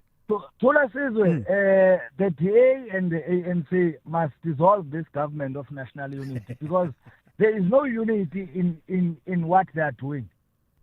They are not consistent in uniting the nation in their governance because every time they speak on different issues while they are driving a government of national unity. The second part is that the DA is so strong on the issue of constitutionalism, the value of the constitutionalism. But why can't they use the constitution to expropriate land and drive the international discourse of equality in our country? Remember, we are a country with the highest inequality in the world. So how about we use the constitution to make sure that we drive economic equality through their love of the constitution? Lastly, I want to say I am proud of the work being done by your colleague Abongwe on SABC. I went to university with him at CUT. Even at the time, the comrade was very precise and very articulate. The comrade was very precise. So I want to say to Abongwe, while listening to you, my brother, continue with the good work. Thank you, Thulasizwe. Thank you for that, Sive. Yeah, and we thank you on his behalf, Abongwe Kobokan, one of our colleagues, actually watching the ad hoc committee hearings that are taking place at the moment. And today it is going to be General Khumalo, I believe. Yes, it's General Khumalo who will be taking center stage in giving testimony there. I'm trying to figure out what do we do. Let's take a quick break and then we will go. In fact, Rob is on standby with your traffic. SAFM, guiding you through the rush hour traffic. Good morning. A reminder just to avoid travel through northeastern parts of Limpopo. We're seeing more and more damage to our road and infrastructure this morning following heavy rains and more rain to come in that area. It is becoming apparent it is a bit of a disaster. A lot of minor roads just don't exist anymore, but some of the major routes now are starting to collapse and be closed with flooding. So really sort of Palabora, Guyani area, up through to Malamalele area, down through to sort of the Hoedspruit area. That's the greatest sort of, the greatest impact, if you like, of the heavy rains and the flood and infrastructure damage. Just away from that, into Gauteng we go this morning with some heavy pressure through Pretoria East on Solomon Mashlangu, around down to Olympus Drive. From Linwood Road should be avoided. Some pressure both ways on the N1 towards the William Mandela off-ramp at four ways as well. Durban, some rainfall across the region this morning, particularly coming from Cato Ridge down through to Key Ridge, and there's a big backlog of traffic. If you are Durban bound this morning, it looks like a stationary vehicle just between sort of Cliffdale and Key Ridge in the roadworks. It is primarily backing out that I think there might be a couple of breakdowns, but if you're on your way down from Hammersdale to Durban, it's a long backlog of traffic. Also, the lights are out, Belleville Road and Main Road at the Malvern area, very heavy backlogs through there. 45th cutting is also quite heavy as well for those that use the M13 between Westville and the N3 Sherwood. Cape Town, heavy pressure on the N2 through Somerset West this morning, in and out of Somerset West, so towards St Lowry's, towards Cape Town, very heavy around that Gants Park and Victoria Road junction. A crash on the N1 inbound at Monte Vista and a crash on the N2 inbound at Mowbray Main. Both of those highways under pressure. With your traffic update, I'm Rob Byrne. Big stories of the day. Hashtag the morning brief. So the Agriculture Minister, John Steenhuisen, is pushing for foot and mouth disease to be declared a national disaster, saying the scale and persistence of the outbreaks demand extraordinary government action to protect the country's livestock and broader economy. He has also set an ambitious goal of making the country FMD free by 2036, a target that would require sustained national commitment to veterinary surveillance, biosecurity and vaccination campaigns. The call for disaster status comes amid ongoing outbreaks in multiple provinces, including the Free State, Northern Cape and Eastern Cape, that have forced widespread movement restrictions, culling of animals and major disruption to farming communities. Let's speak to Devald Olivier, who is the CEO of the Red Meat Industry Services. Good morning to you, Devald, and thank you for your time. It's been a while since we touched base with your industry on this particular issue, and we were talking at that point about this movement, animal movement restrictions, but also just the impact that it's having, that this outbreak is having on the industry. What's the picture as we start 2026? Good morning. Good morning, Tiva. Okay, sorry. The picture is obviously at this stage, it seems, for the guys on the ground, it seems very bleak. We've started 2026. I have to think now where we are. We started 2026, and what we saw was it was continuation of the problems that we suffered in 2025. However, I think with the announcement the minister made yesterday, a lot of the information that came through is stuff that will help us. We are anxious and we await the time and the date of the vaccines to come into South Africa. And I think when that happens, a lot of the weight will lift, because then we can start protecting the animals. Yeah, we'll get into the call for a disaster declaration in a moment, as well as the vaccination campaign all the way to 2036. But I'm just trying to get a better picture of where are these outbreaks more manifest. In the list that I mentioned now, I mentioned the Free State, Northern Cape and Eastern Cape. I don't know if the other provinces that we were talking about are now sort of out of the out of the worst of the outbreaks?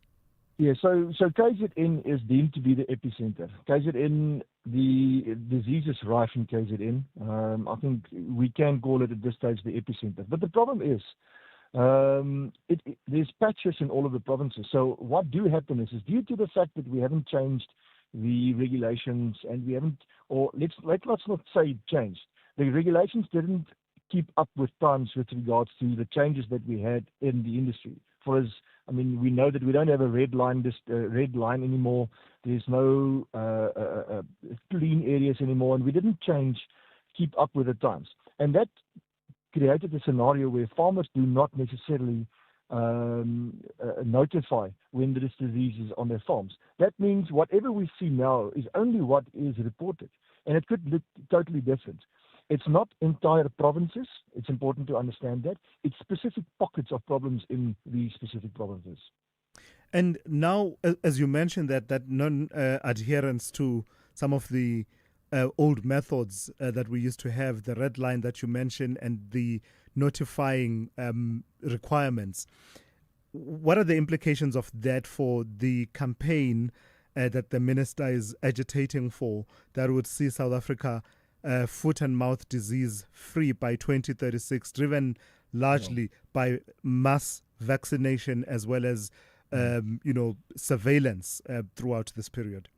So I think that's one of the, if you go to a doctor and you tell a doctor, I'm sick, and he asks you a question, but where does it hurt? And you say, but well, find out. He doesn't know how to target the pain and solve your problem. And I think in explanation to what you're asking me is that's the issue. If the department do not know where the outbreaks are, they do not necessarily know where to put down the most vaccines at the most or the first instance to squash this disease. So to report is very important to understand the extent as well as the trail of devastation that this disease has left. So we've got more information and the department can make better decisions with regards to vaccination. So you asked me what the implication will be. I think it will slow down the progress and it will slow down the process. However, we cannot wait until people report it. We need to actively start. And we will start with a heat map on a scientific basis that was given to the department by now. And I think as comfort grows with regards to what's happening, more people will report the outbreaks. FMD free by 2036. This is a status we've had before, isn't it? We've been FMD free in the past. So what's the combination of factors? And I know you spoke to some of them that represented a lapse that led to us relapsing to that situation where we lost that FMD free status. It's important for us to understand that, seeing as we're now aiming to regain that status by 2036. How do we regain and retain it? What did we do that got us to FMD free before and then we stopped doing? The fact is, when we lost our status around about 2019, and the movement of cattle out of the red or beyond the red line into the rest of South Africa, it was socioeconomically driven. I think that's one of the biggest reasons. The other one is we didn't have our finger on the pulse the entire time. And if I say we, I think government has got a big role to play with regards to what's happening and the fact that we are where we are. But we, as an industry, also need to do introspection and see we are the cause of the spread of the animals. Government do not spray or remove the animals. So it's very important for us to also take responsibility for what we are supposed to do. Yeah. So we had two choices. It's freedom with vaccination and freedom without vaccination. Well, in a nutshell, that's where it boils down to. And we chose to say, if we vaccinate everything, when we want to stamp out the disease, but we will also always have to manage this disease. We must remember that we've got buffalo in South Africa, and buffalo they are all carriers of foot and mouth disease. So they are a reservoir of this disease, and we need to manage that to the best of our ability. Working towards 2036, as you say, I think it's a mammoth task. I mean, the fact is we are 7 months down the line from when all of this started in the discussions, and there's a lot to change because we need to take into consideration many people. So this is not going to be easy, I can tell you. We would like to obviously get that, and I think we will get that in a manner that is maybe a little bit different than what we envisage now. But the fact is we need to aim for something, otherwise we'll aim for nothing. All right. Thank you for your time this morning. Devald Olivier is CEO of the Red Meat Industry Services. Let's go to Ann Musa on standby with the latest news. Outsurance is in the business of saving you money on your car insurance premium. If they can't, ask for 500 Rand. SMS out to 30754. That's out to 30754.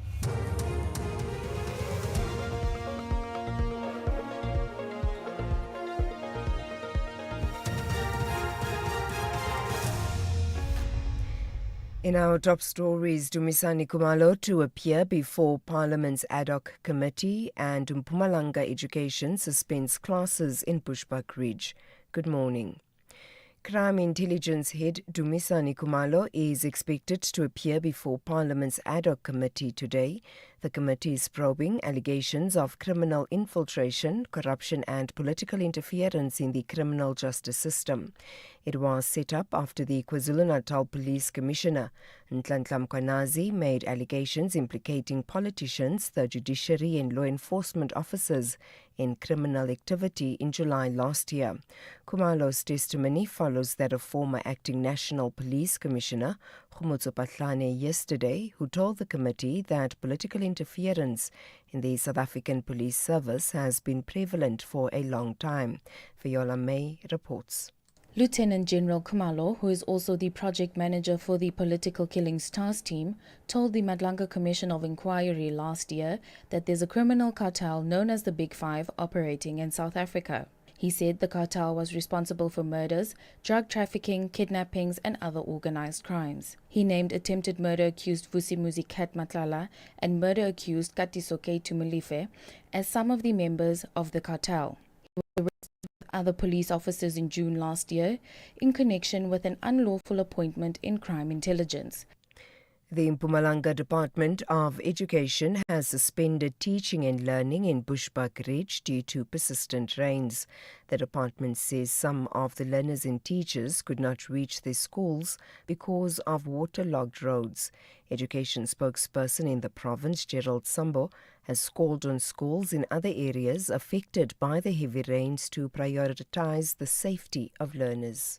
After careful consideration, the department has taken the decision to temporarily suspend classes in the Buhlabela or Bushbuckridge local municipality only for 2 days from Thursday the 15th to Friday the 16th of January 2026. In the Ehlanzeni district, school principals have been formally empowered to exercise their discretion, guided by on-the-ground assessment to ensure the safety of both learners and staff. The Cape Winelands District Municipality says they've made significant progress overnight in suppressing a fire in the Vemershoek area near Franschhoek.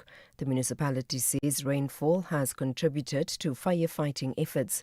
Firefighters have been battling to contain the blaze for the past 8 days. Fire Services spokesperson Aneska Root says they'll remain on high alert for any flare-ups. Early morning reconnaissance will be conducted to assess the impact of the rain on the status of the fire. The findings will guide operational planning for the day. Windy conditions are expected and firefighting teams will remain on high alert for potential flare-ups. Mopping up operations are continuing in areas that have already been contained. 3 suspects are scheduled to appear in the Chatsworth Magistrates Court today following the fatal shooting of a 20-year-old man. The victim was killed outside an informal settlement on Monday after sustaining multiple gunshot wounds. KwaZulu-Natal police apprehended the suspects the following day. Police say one suspect led officers to the hidden murder weapon, which was recovered alongside 8 rounds of ammunition. Police spokesperson Robert Nechihunda says investigations further linked one of the suspects to a double murder committed in July last year. Preliminary investigations revealed that one of the suspects was also on the wanted list for a double murder, which committed in July 2025 at Crossmoor in Chatsworth. During the same operation, police also arrested another suspect who was wanted for a case of attempted murder, in which allegedly stabbed a 46-year-old man multiple times during a robbery at Shell Cross in March 2025. The suspects, aged 29 and 35 years old, will appear in the Chatsworth Magistrate Court on Thursday, 15 January. And finally, the United States has not changed its ambition of taking over Greenland after hosting high-level talks at the White House. Denmark's foreign minister described the discussions as constructive, but warned there was still a fundamental disagreement over the Arctic island's future. Greenland's foreign minister, Vivian Motzfeldt, says although the talks were cordial, big differences remained. I think it's very important to say it again, that how important it is from our side to strengthen our cooperation with the United States, but that doesn't mean that we want to be owned by the United States, but as allies, how we can strengthen our cooperation, it's all our interest. Recapping the top story, crime intelligence head Dumisani Khumalo is expected to appear before Parliament's ad hoc committee probing allegations of criminal infiltration, corruption and political interference in the criminal justice system. For SAFM News, I'm Anne Musa. Outsurance will go out of their way to try and save you money on your car insurance. If they can't, ask for 500 Rand. SMS out to 30754. That's out to 30754. You won't believe how much money Outsurance saves 40-year-old Rafiq on his car insurance. I saved so much money. 899. That's not small change. That's more than 50% that I saved from my previous insurer. That's an impressive saving on Rafiq's 2017 Nissan Navara 4x4. And after 3 claim-free years, he gets an out bonus. How much money could Outsurance save you? SMS out to 30754. That's out to 30754. Licensed insurer in FSP. TCs and information online. A very good morning to you. In your SFM sports headlines, it's cricket. The Sunrisers Eastern Cape powering into the SA20 playoffs, thumping the Joburg Super Kings to become the first team to qualify this season. And in soccer, Sadio Mane does it again. Senegal edging Egypt, booking their place in Sunday's AFCON final against Morocco. We'll have all the details just before 8:30. SAFM, guiding you through the rush hour traffic. Good morning again. The call goes out to avoid unnecessary travel into northeastern parts of Limpopo. This morning we are seeing more road and more infrastructure damage after the sustained heavy rains. It's still raining and there's more rain to come. Not only damage to roads but significant flooding, mudslides, rockfalls and washaways as well. It's no place to be if it hasn't already been declared a disaster. I'm sure it will be. Joburg's N1 under pressure both ways down to Winnie Mandela Drive this morning. Pretoria East, the call is still to avoid Solomon Mashlagu from Linwood Road heading west down towards Olympus. Really big backlogs there all day today. Heavy pressure on your way to Durban from Pietermaritzburg. You'll get to Hammersdale, then you'll come to a shuddering halt in a heavy backlog of traffic through the rain. At least 2 or 3 breakdowns between Cliffdale and Key Ridge causing that delay. Earlier crash on the N2 North at Prospector, pretty much out of the way, so that traffic coming in off of Munster Tony starting to ease. And then Cape Town, your big highway routes under pressure. Crash on the M1 inbound at Monte Vista, crash on the N2 inbound at Mowbray Main. With your traffic updates, I'm Rob Byrne.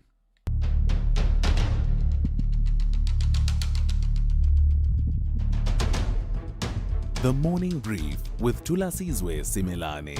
Weekdays, Monday to Friday, 6 to 9 a.m. The Morning Brief with Thulasizwe Simelane. Weekdays, Monday to Friday, 6 to 9 a.m. 8 minutes after 8. Welcome to it, the third hour of the Morning Brief here on SAFM. We are on 104 to 107. 104 104 to 107, man. Oh, that's not an O, that's a 0. Anyway, my managers won't like that very much. It's 104 to 107 nationwide. And we're also live, of course, across our digital platforms on our YouTube channel, SAFM Radio, but also on X as well as on Facebook. As we always do around this time, let me reflect a few, in fact, of the messages that are coming through on the WhatsApp line. It's a mixed bag. Vic in Pretoria weighing in on what the DA has been saying about South Africa and asking the minister to report Iran to the UN Human Rights Council. Vic says, the DA can't have their cake and eat it. They can't be a two-headed snake. They can't be part of the government and at the same time they oppose the very same government. The DA must be given an ultimatum. Be in the GNU or get back to Pali and be the opposition party. Well, Vic, here's here's the subtle nuance of all of that. In fairness, there's a fair amount of that happening at various levels of this coalition, right?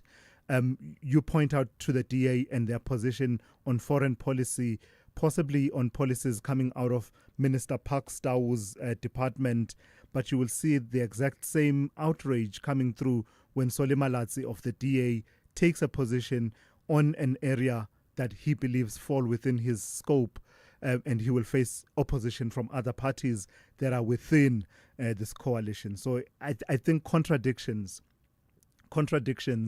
are almost inevitable within a coalition of this nature, whether they happen within the executive level or within the other branches as well, where these parties are collaborating. You hear it all the time, and they contradict and speak past each other all the time. So that's just me putting perspective, not taking away from what you are saying, but just pointing out that you are seeing quite a lot of those contradictions within this government. Then Logan says South Africa should put their money where their mouth is and take action against Iran, says Logan. And then let me read this one. Someone else, unsigned, says the DA is playing Israeli politics. And that's the beginning and the end. I do wish you had said a bit more about that and just elaborate so that we are all able to engage with your thinking on that. Lindiwe wants to talk about something that I believe the Premier of Gauteng, Panyaza Lesufi, has said. I haven't heard him say it recently. The position around private schooling, the position around the two exam systems. I believe he's been feeling quite strongly about that it needs to be brought together. I may not be capturing his position accurately, but anyway, let me read Lindiwe's message. Lindiwe says, Lesufi is still jealous of white people's achievements. Kenya, Nigeria have private schools too. Private schools have conditions that are conducive to quality education that the majority of public schools won't have. Private schools don't have overcrowded classes, have highly qualified teachers, well-equipped libraries, laboratories, good infrastructure, etc. Lesufi wants to cause chaos in education. Lesufi, please build a university for Ekurhuleni, says Lindiwe. Then the last one that I want to read, someone says, good morning. In inverted commas, a bachelor pass is nowhere near sufficient for university entrance, particularly for maths and the sciences.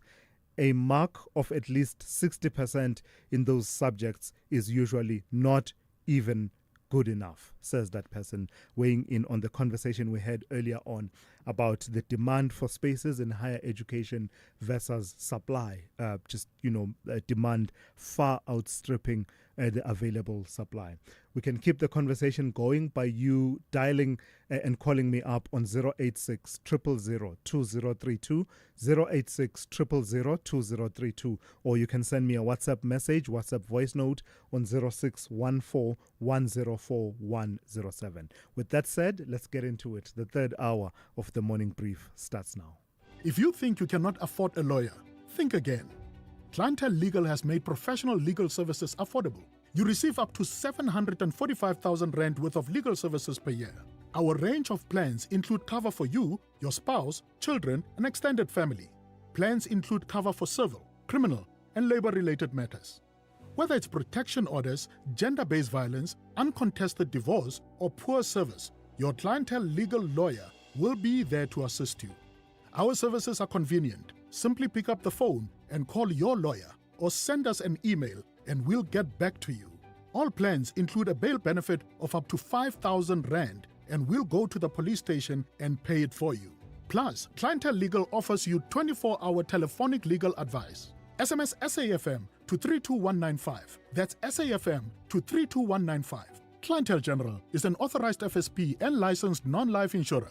T's and C's online. Standard rates apply. To all pedestrians, please wear light or white clothing when walking at night. Headlights cannot pick up dark clothing soon enough to save a life. And to all road users, rest every 200 kilometers or at least every 2 hours. If you feel fatigued, pull over safely. Falling asleep at the wheel leads to head-on collisions that are almost always fatal. And the rules are simple. Don't drink and drive. Don't drink and jaywalk. If you need to party, stay over. Brought to you by the Department of Transport, moving South Africa to to new heights. What's up? Why is there a horse in your driveway? You ride savvy. Why drive a Mustang when you can ride one? What the missus say? Well, she had a bit of a long face, but now she's stable. If you need a backup plan, We Buy Cars can sort you out. Nah, savvy. This thing is eco-chic. Stop horsing around, cowboy. Rather get one of these from We Buy Cars. What's the horsepower on that thing? More than one, Doff. More than one. Don't be Doff, be savvy. We Buy Cars, geared for adventure, geared for you. Thulasizwe Simelane is streaming live now on Facebook, YouTube, and X at SAFM Radio. 15 minutes after 8. For thousands of holiday makers, a day at the country's beaches ended safely this past festive season. But for more than 33 families, it ended in tragedy as loved ones drowned along the country's coastline. Life-saving organizations warn that most of the deaths occurred at unpatrolled beaches, highlighting the deadly risks of rip currents, alcohol use, and a lack of supervision, especially of children. Let's hear a bit more about that. Daya Sudath is from Life Saving and is National Social Media Officer at Life Saving South Africa and also a board member there. Daya, good morning and thank you for your time. Just the factors from the incidents that were reported in the last while, what are the factors that continue to dominate in terms of their contribution to drownings along the coast? A very good morning to you and good morning to the listeners.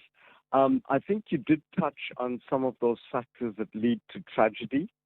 Certainly, the swimming skills in our country generally is at very low levels. And then, of course, you have the situation where some people go to swim at beaches that are unpatrolled. We haven't researched any of those factors. It could be affordability that people go to a beach that's nearest them rather than traveling to the designated swimming beaches. Alcohol certainly has been a huge factor. We will still await reports of blood alcohol content, PAC levels, from mortuaries and postmortems that take place. But there is quite a bit of evidence of that when you deal with patients, when the lifesavers deal with patients. And then, of course, also supervision of children. It's a sad fact that if you look at the age demographic of drowning statistics, children in the age of 4, 5 until about 17, do make up the biggest proportion in the age demographic. And just on Monday, we read about the 7-year-old lad that drowned in the Mgeni River near Ntuzuma while swimming with his friends. And it was pretty evident that there was no adults present when that happened. So let's talk a bit more about some of the factors that you've just pulled at. Let's talk about the unpatrolled and non-lifeguarded beaches, where there seems to be a preference by some people for that. And you're saying you're still to do research as to what drives that preference versus those beaches where you'll have patrollers and lifeguards. Do we have enough of those that are patrolled and lifeguarded? And I ask that in the context of the demand that happens over the festive season, where you see the main beaches, your North Beach, South Beach in Durban, for example, being so crowded. So do we have enough of those resources and facilities such that people have options other than the crowded beaches? Well, look, firstly, let me just say that we Life Saving South Africa also commends the efforts of all lifeguards, both the professional and the voluntary, who did exceptionally well. If you look at the huge crowds, as you mentioned, whether it was 7,000 or 10,000 or 15,000 on any one of the Durban central beaches or the popular beaches in Cape Town and Port Elizabeth, you didn't read of many drownings despite the fact there were huge crowds. I don't, that kind of question can only be answered by the municipalities because, they have jurisdiction over the coastline and they need to make plans on which beaches should be open and which are the new beaches, etc. Yeah, we would speculate that there are some people, because of the strict enforcement of bringing alcohol onto the beach, some people may have just decided to go to beaches that they thought the law enforcement agencies would not patrol. Yeah. One can speculate as far as that is concerned as well. Yeah. So the coastline is quite large. I don't think we'll be able to cover the entire coastline. And yes, certainly, unemployment, we all know in South Africa is a huge issue. So we would advocate for more lifeguards to be employed. So in my introduction there, Daya, I talked about the risks, the deadly risks of rip currents. And one of our listeners wants me to ask you, what are rip currents and how do they feature in this conversation? And I think it's a really important question for you to address. Absolutely, and we do agree. In terms of the factors that you mentioned, certainly rip currents have been a huge factor as far as fatal drownings. Now, rip currents generally is a narrow body of water that moves away from the shore in the direction of the ocean, into the ocean. Normally, if you're standing on a shore, you will see the waves all approaching the shoreline. You will see the movement of water towards the shoreline. In between the waves, you sometimes get rip currents developing that move away from the shoreline towards the interior of the ocean, and they could move very, very, very quickly. Rip currents can also occur alongside piers, alongside groins, where the movement of the water flows outwards towards the ocean instead of coming into shore. You have rock formations, you have points. For example, if you look at the Pennington incident, those bathers are swimming outside of the bathing area alongside, where the rock formation, and generally you have this movement of water that flows outwards. And now, it's not something that everybody will be able to detect. That is why that messaging is always about only swim where the lifeguards are on duty and to stay between those red and yellow flags. Because the lifeguards go and assess the conditions early in the morning and they assess during the course of the day. Yeah. You'll go to some beaches where you'll find that the lifeguards move the bathing area either left or right, because the ocean is a dynamic environment. Rip currents, they are not consistent.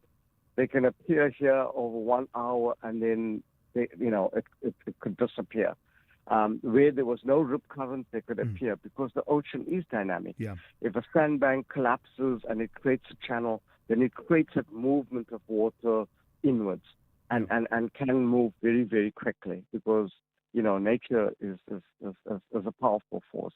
So therefore, that becomes the key messaging. So whether you're a competent swimmer, because even competent swimmers can be swept away very, very quickly to the ocean.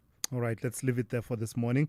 Thank you for your time. Daya Sudath is a Life-Saving National Social Media Officer, but also Life-Saving South Africa Board member. Wondering why 45-year-old Nivan has such a big smile lately? Outsurance. Saved me so much money. 461 rand. That's right. With Outsurance, Nivan saves an amazing 461 rand a month on his 2025 VWT Cross. And after 3 claim-free years, he gets an out bonus. So much money. How much money could Outsurance save you? Get a quote now. SMS out to 30754. That's out to 30754. Licensed insurer in FSP. TCs and information online. What's up, Mzansi? Dinalanga Difuru Mudibedi, and I'll be a part of the brand new telenovela on SABC2. Come with me into a new era. I don't love school. I don't love trying to learn like everyone else learns and falling behind when I don't understand. But I do love learning. I do love working to my own schedule and getting the support when I need extra help. I do love UCT Online High School because I do love my future. Apply online before the 19th of January. Big stories of the day. #The Morning Brief. All right, let me play one or two of your voice notes that have been coming through. A lot of people still reacting to the DA and its call for Iran to be reported to the Human Rights Council of the United States. In fact, I want to play one voice note and then go to a call with, in fact, let me go to Mbuyisa just because of time. Mbuyisa, good morning. Sawubona Mnguni. Sawubona ba. Kunjani? Saphila ba. You know what, Mnguni? Yes. I don't know. Help us. There is a problem here with the admissions of our children in the school. You know, my 6-year-old is at home today.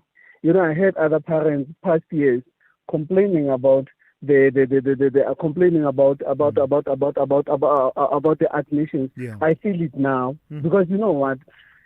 I'm calling you from Pretoria today. You know, I've got 2 children who are attending school in one of the primary schools here, Brooklyn. And then when I go there, and then they are telling me that no, because your house is in Ferryclane and you are not here in Brooklyn, it means that you are not in the feeder zone.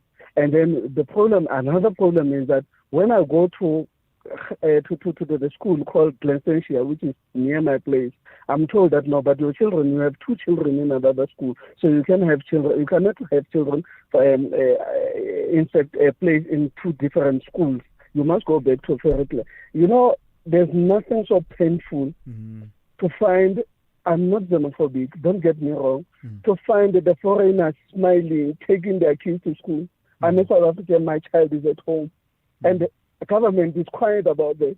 Can the government revisit this thing of them of giving preference to foreigners? It is not, you know, I'm not, you know what, not even apartheid government actually denied people education like at this level. Grade R. My child is sitting at home, and then I have to fight. And when I raise this thing, I appear to be xenophobic. Please just call someone. Just get someone. This thing must be sorted out. It must be sorted out. We have seen the videos where actually even the people from us. I'm told that this school is not a feeder zone of my area because of the radius or not. But someone who comes from miles and miles, thousands and thousands of miles. Even if I'm home in KZN, I'm still within the feeder zone because I'm still within the Republic. If now we have to compare it like that, someone from thousands and thousands of miles come to South Africa and get preference over my child, a voter who put this government into power. Yeah, no, so thank you for that. Please stay on hold. Let the team take your details in case someone believes they should intervene, because I just had to let you speak and allow you to let it out, because I could tell just the strain of it all, the emotional strain and the exhaustion of a parent, just day in, day out, trying to find space for their child, now watching this child sitting at home on day 1 of schooling and making absolutely no progress. And every day we are told about the importance of grade R and those levels of education, those foundations being set. Yet here you are facing this situation, and all you're hearing is technicalities, feeder zone. All you know is that your child is not able to go to school. This is SAFM Sport with Zai Khan. It's a very good morning to you. Let's start with action from the cricket pitch. Sunrisers Eastern Cape, first team into the SA20 playoffs after a dominant 61-run win over the Joburg Super Kings in Gqeberha. The 2-time champions bounced back in style, posting 178 for 5, powered by half centuries from Quinton de Kock and James Coles. The Super Kings never recovered in the chase, collapsing to 117 all out. With their qualification secured, the Sunrisers, they now turn to a doubleheader against MI Cape Town, looking to settle last season's final score. Soccer action, Sadio Mane once again proving the difference as Senegal edged Egypt 1-0 to book their place in the Africa Cup of Nations final. Mane struck in the 78th minute at the Ibn Battuta Stadium in Tangier before showing class off the ball, consoling his former teammate, and that's Liverpool teammate Mohamed Salah, at full time. The Teranga Lions dominated large spells of the contest, with Egypt managing their first shot on target only in stoppage time as Senegal recorded their 5th win over Egypt in their last 6 meetings. Simelane, who took over the captain's armband after an early injury to Kalidou Koulibaly, was saying that patience and game management was key. Senegal now set their sights on the hosts Morocco, and that will be Sunday's final, where you can catch it live on SABC Sport as well as SABC2. More soccer. FIFA President Gianni Infantino saying demand for the 2026 World Cup has smashed all records with more than 500 million ticket requests worldwide. FIFA confirmed over 500 million applications were logged during the initial sales window. The expanded 48-team tournament hosted by the United States, Canada and Mexico runs from the 11th of June to the 19th of July next year. And finally, some motorsport. Nasser Al Attiyah closing in on a 6th Dakar Rally title after a dramatic stage 10 in the Saudi desert. The Qatari claimed the overall lead in the car category as several rivals ran into trouble, including South Africa's Henk Latergan, who lost time after running out of fuel. And in the bike race, championship contender Daniel Sanders crashed heavily, breaking his collarbone and sternum, and has now fallen out of title contention. With 2 stages left, Dakar drama will continue, and that's with John Gericke around 12:30. For more sport, I'm Zai Khan. Good morning, I'm Anne Musa. In the headlines, ANC Secretary General Fikile Mbalula has weighed in on the future of the government of provincial unity in KwaZulu-Natal. The National Freedom Party, the NFP, which has been described as a kingmaker, pulled out of the GPU, subsequently threatening the stability of the multi-party pact in the province. Crime Intelligence Head Dumisani Khumalo is expected to appear before Parliament's ad hoc committee today. The committee is probing allegations of criminal infiltration, corruption and political interference in the criminal justice system. And a Zimbabwean man has been stabbed to death in his car at Ivydale Plot in Polokwane, Limpopo. I'll have details on these and other stories at 9. SAFM, guiding you through the rush hour traffic. Good morning. More and more road damage this morning through parts of Limpopo and Mpumalanga after sustained and heavy rain. We're now seeing washaways on key routes like the R40, the R71. We're sort of talking Giyani, Palabora, down through to Hoedspruit, through to Tzaneen, that sort of northeastern part of Limpopo. Avoid travel into that area. It is very desperate, and I'm sure if it hasn't already been, will likely be called a disaster section very, very shortly officially. The situation is bad and worsening. More rain this morning, more rain in the forecast. Joburg's N1 highway is still quite slow, trying to get off at Winnie Mandela. Southbound from Rivonia, it's all backed up. The N1 North and the N3 North into Buccleuch for a turn up to Allendale, very slow through Buccleuch. And Pretoria East, Solomon Mashlangu is still battling along as you come from Linwood down to Olympus, still worth avoiding that. Hammersdale to Key Ridge on your way to Durban. The N3 badly backed up, multiple stationary trucks in the roadworks this morning. And if you're driving into Cape Town, on the highways, the N1 inbound a crash at Monte Vista. The N2 inbound has a crash at Mowbray Main. Behind that, routes like the M5, Klipfontein, Lisbeth Parkway, all backed up trying to get through to that N2 highway or through that area. With your traffic update, I'm Rob Byrne. The business update on SAFM. All right, Ndauling, one more time. Let's do this. Let's start in the minerals sector. That old saying, not all that glitters is gold. Sometimes it's platinum. And yes. No one can tell you that, no one can tell you better than Northern Platinum. That's right. Now, the miner has boosted production in the first half of its financial year as spending at its Eland mine started to pay off.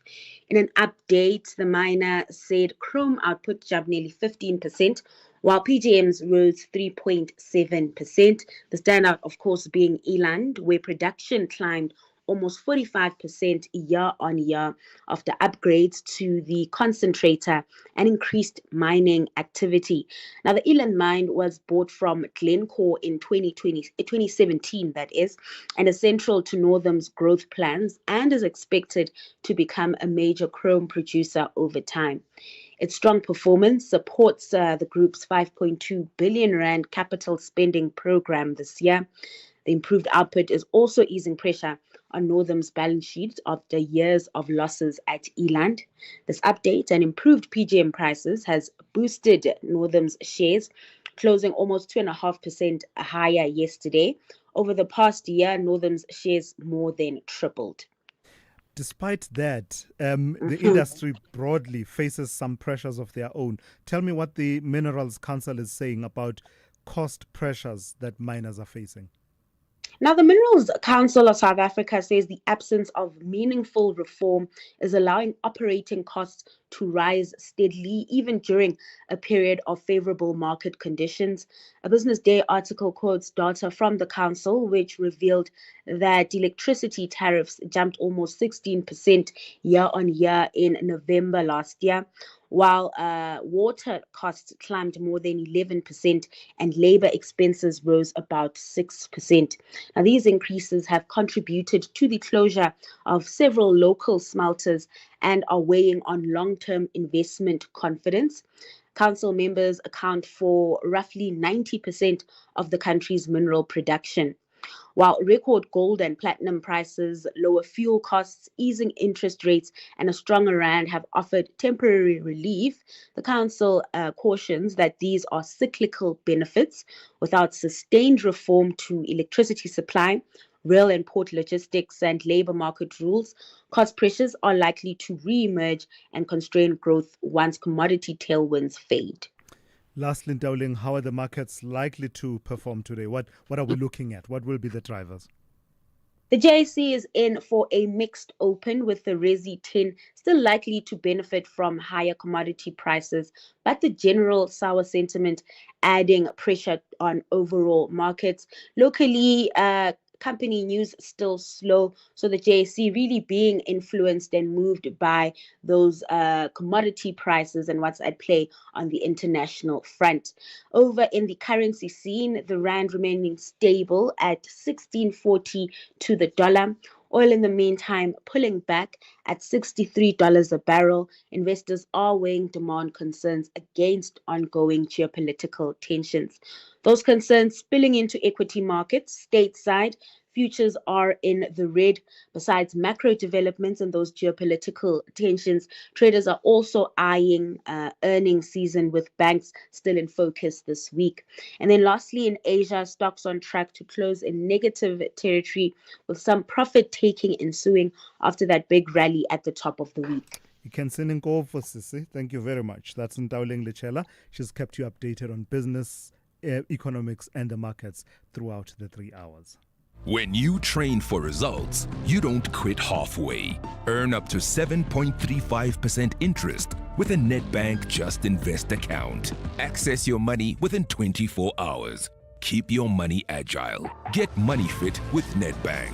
See money differently. Nedbank. For more information, visit nedbank.co.za. We're licensed FSP and registered credit provider. T's and C's apply. Dumelang. I am Gail Mabalani. Catch me on the all-new exciting telenovela, exclusively brought to you by a new era of SABC2. This is Thulasizwe Simelane on the Morning Brief. All right, let's turn to this story now. The Finance Minister, Enoch Godongwana, urging parties involved in the raft of legal challenges to the National Health Insurance Act to put down their court papers and try to settle their disputes out of court, saying prolonged litigation is delaying efforts to expand universal health care access with South Africans' support. Godongwana told Parliament that many of the litigants claim to want universal coverage and access, and he believes they should meet to craft a settlement rather than pile up cases that could drag on for years and siphon resources from the health system. Behind his call lies a backdrop of at least 5 major court battles, from private hospitals and medical schemes to provincial governments and trade unions, each raising constitutional, procedural and financial concerns about government's plan to reshape healthcare. We'll try and see if we can connect with the Health Minister, Dr. Aaron Motsoaledi. We're battling a little bit for now, but we will try and come back to that story as soon as we can connect with the Minister. With the ever-changing financial landscape, it can be difficult to make sense of all the moves at times. Join me, Jimmy Moyaha, on the SAFM Market Update with MoneyWeb, Mondays to Thursdays, 6 to 7 p.m, as we break down the key market trends, top financial stories, and smart investment insights, all in one place. It's everything you need to stay financially informed and ahead of the curve. Call Thulasizwe now, 086 000 2032. Yeah, in fact, before we go to your calls, I believe we have the Minister on the line now. Good morning to you, Minister, and thank you for your time. The Minister of Finance, I suppose, looking at the numbers of what it will take to go through this litigation, the various bits of litigation that have either been triggered or are in the pipeline as far as the NHI is concerned. He's calling for an out-of-court settlements of all of these issues. You've been advocating for a consolidation of all this litigation. What are the implications? Is it possible to resolve these court cases out of court, or are the differences that fundamental? Well, it depends. We have the period of taking up. Morning, first Thulasizwe. Good morning, Minister. I'll still say compliments, even though I spoke to you last week, I think. Yes. Morning to you, our listeners. I'm sure it's going to be compliments, maybe until the end of February. Yeah. No, Thulasizwe, look, it depends on the people who have taken us. What last year, towards the end of last year, was that the 9 court cases are challenging the same principle. NHI, which is described as every South African having access to good quality health care, and when accessing such a health care should not suffer financial hardship as it's happening now. That's basically what universal health coverage means. I'm repeating this definition, Thulasizwe, even if you didn't ask me. Yes. So because many people do not understand. When we say universal health coverage in the definition of the United Nations and WHO, it says everyone has got a right to access to good quality health care. And when they exercise that right, they should not suffer financial hardship. So when we agree with everybody, even the people who took us to court, they all agree that everybody has got a right, a born right to good quality health care. The difference is how to achieve that. And the difference is when it says people must not suffer financial hardships, what does it mean? That's where the issues are. So we then ask the court that these are not different legal challenges. It's the same thing. They are challenging the same principle. So why don't you consolidate them into one so that it's at once? Because if they are 9 separate, it means whoever loses the first one, appeal, whoever wins, So it's going to go on for the next 10 to 15 years. It's very clear. But unfortunately, the people who took us to court oppose this proposal for consolidation. The judge then ruled that in February, there is going to be a hearing about this consolidation, whether it is reasonable for us to ask for consolidation or whether those who are opposing us are right in saying the cases must be had one by one. This is where we are, and we are waiting for that hearing, which will be, I think, somewhere around the 25th and 26th of February. So just from a legal perspective, that call, your call for consolidation is also quite interesting, given the themes that are covered by the various cases. The Sakelecha case, for example, around what they say is unaffordable and irrational nationalization of healthcare. The Western Cape government contesting it on constitutional grounds and arguing that public participation processes were flawed. Can these various causes of action be consolidated, given that some of them are quite diverse? Some have to do with process and procedure, others have to do with the substance of what's entailed in the Act. They are fundamentally challenging the same principle. For instance, you know that Western Cape legislation, they don't want to be part of the national government. So they feel that we are entrenching too much into the powers of provinces. That means we are going to swallow them. For instance, in the Act, we are proposing that all the academic hospitals not fall under provinces.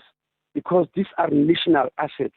They have to compete with the best internationally, and they can't depend on the strength of an individual province, because this is where doctors and specialists are trained.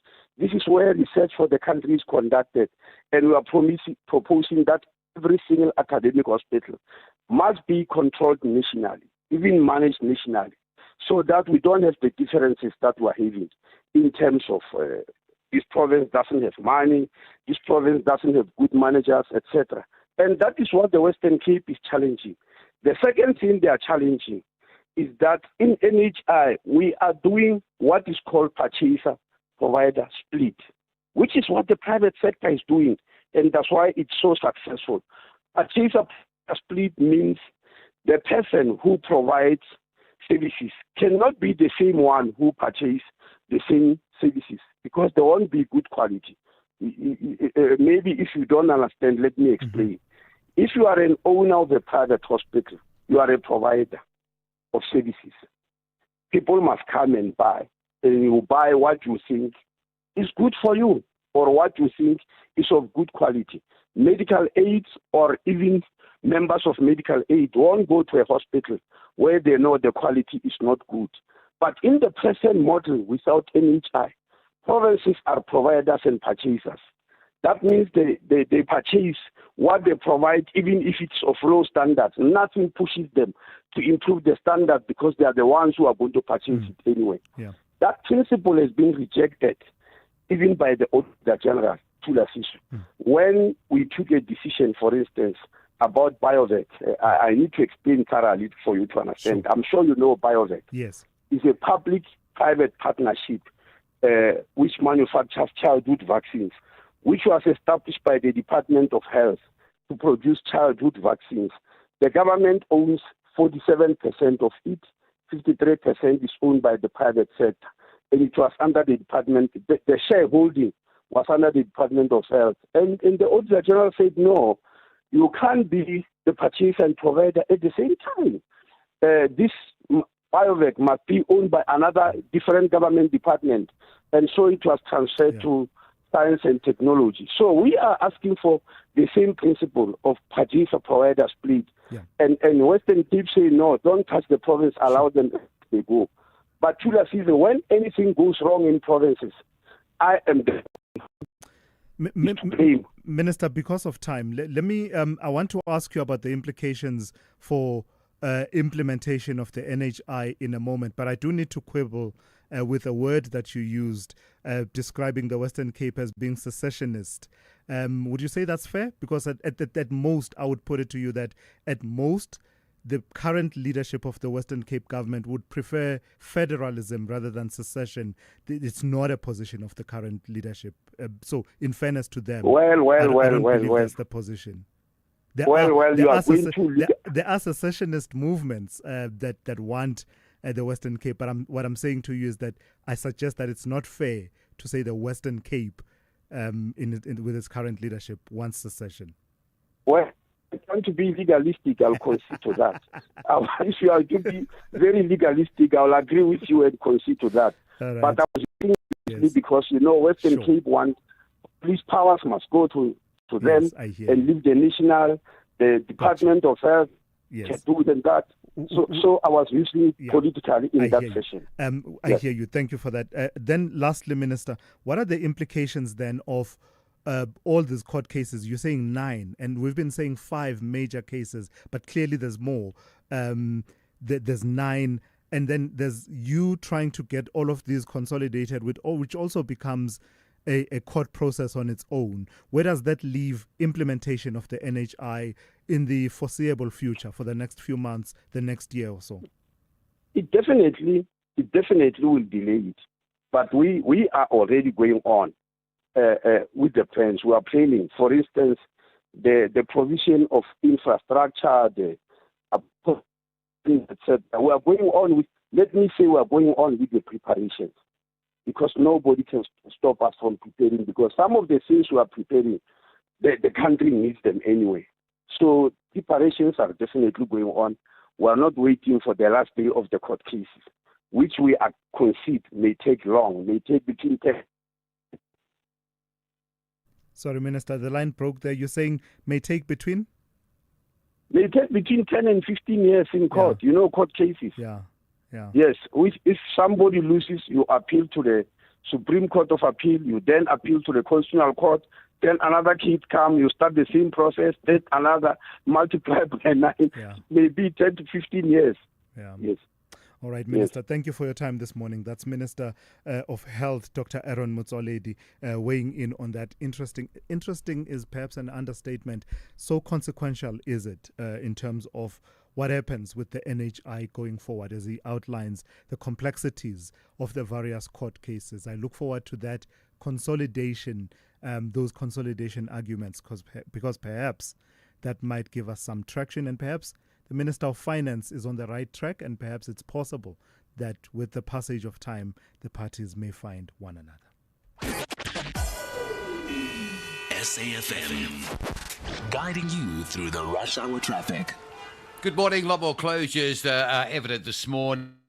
With the impact of the sustained heavy rains across northeastern parts of Limpopo, particularly this morning around Palabora as river levels rise out that way. Parts of the R71 just west of Palabora, about maybe 25-30 k's. That is subject to a bridge flood and bridge damage. And the R40 to the south of Palabora at Silati River, also subject to pretty extensive bridge damage as well. A lot of these videos are up online at our X feed. At trafficsax.com, at trafficsa. You can log on, have a look, and realise that part of Limpopo, if it hasn't already, is certainly to be declared a disaster area, I would think. And there's more rain today, more rain in the forecast, and much more rain to come down those already badly swollen rivers. Just away from that, Solomon Mashlangu from Linwood Road, heading down to Olympus through Pretoria East, still badly backed up. N14 towards Pretoria, Krugersdorp Highway, crash at the N1, Brockfontein interchange, and a bit of pressure heading up through Buccleuch towards Allendale Road. Delays on the M1 North is an incident between Beyers Nordia and Malabongwe Drive. If you're on your way through Randburg to Fourways, that is quite heavy. Durban bound, still pretty heavy from Cliffdale down to Key Ridge. A couple of broken down vehicles this morning in the roadworks. It is easing, but it's still a lot busier than you'd expect to find. And Cape Town side, a collision on the N2 inbound at Mowbray Main Road, holding traffic up from Langa. Quite heavy on the N2 into town. Behind that, the M5, heavy coming up to exit into that N2 traffic queues back as far as around about Cronbourne Road. Rob Byrne, SAFM Traffic. You can become a victim of a legal problem: wrongful arrest, assault, uncontested divorce, rental disputes, maintenance matters, or labor problems. It can happen to you. Clientele Legal provides tough professional lawyers for an affordable monthly premium. Our legal team is standing by to assist you 24 hours a day. Join today. SMS SAFM to 32195. That's SAFM to 32195. Clientele General is an authorized FSP and licensed non-life insurer. T's and C's online. Standard rates apply. Get Barto school shoes at Spar for 75 Rand when you spend 350 Rand or more and swipe your Spar Rewards card.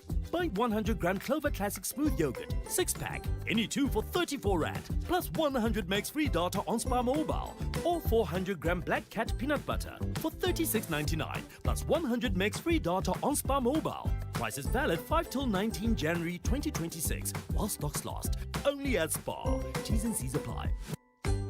SABC2 is stepping into a new era, Papa, where every moment tells a story. A new era of conversations with Enklik Let's Connect at 4:30 p.m, bringing real talk and South African voices. A new era of Afrikaans news at 6:30 p.m, trusted information in the language you love.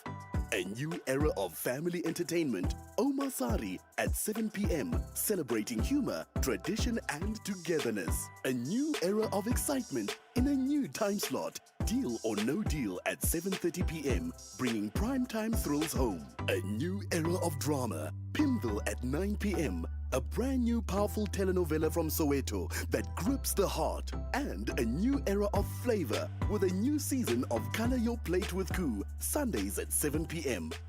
A new era begins on SABC2.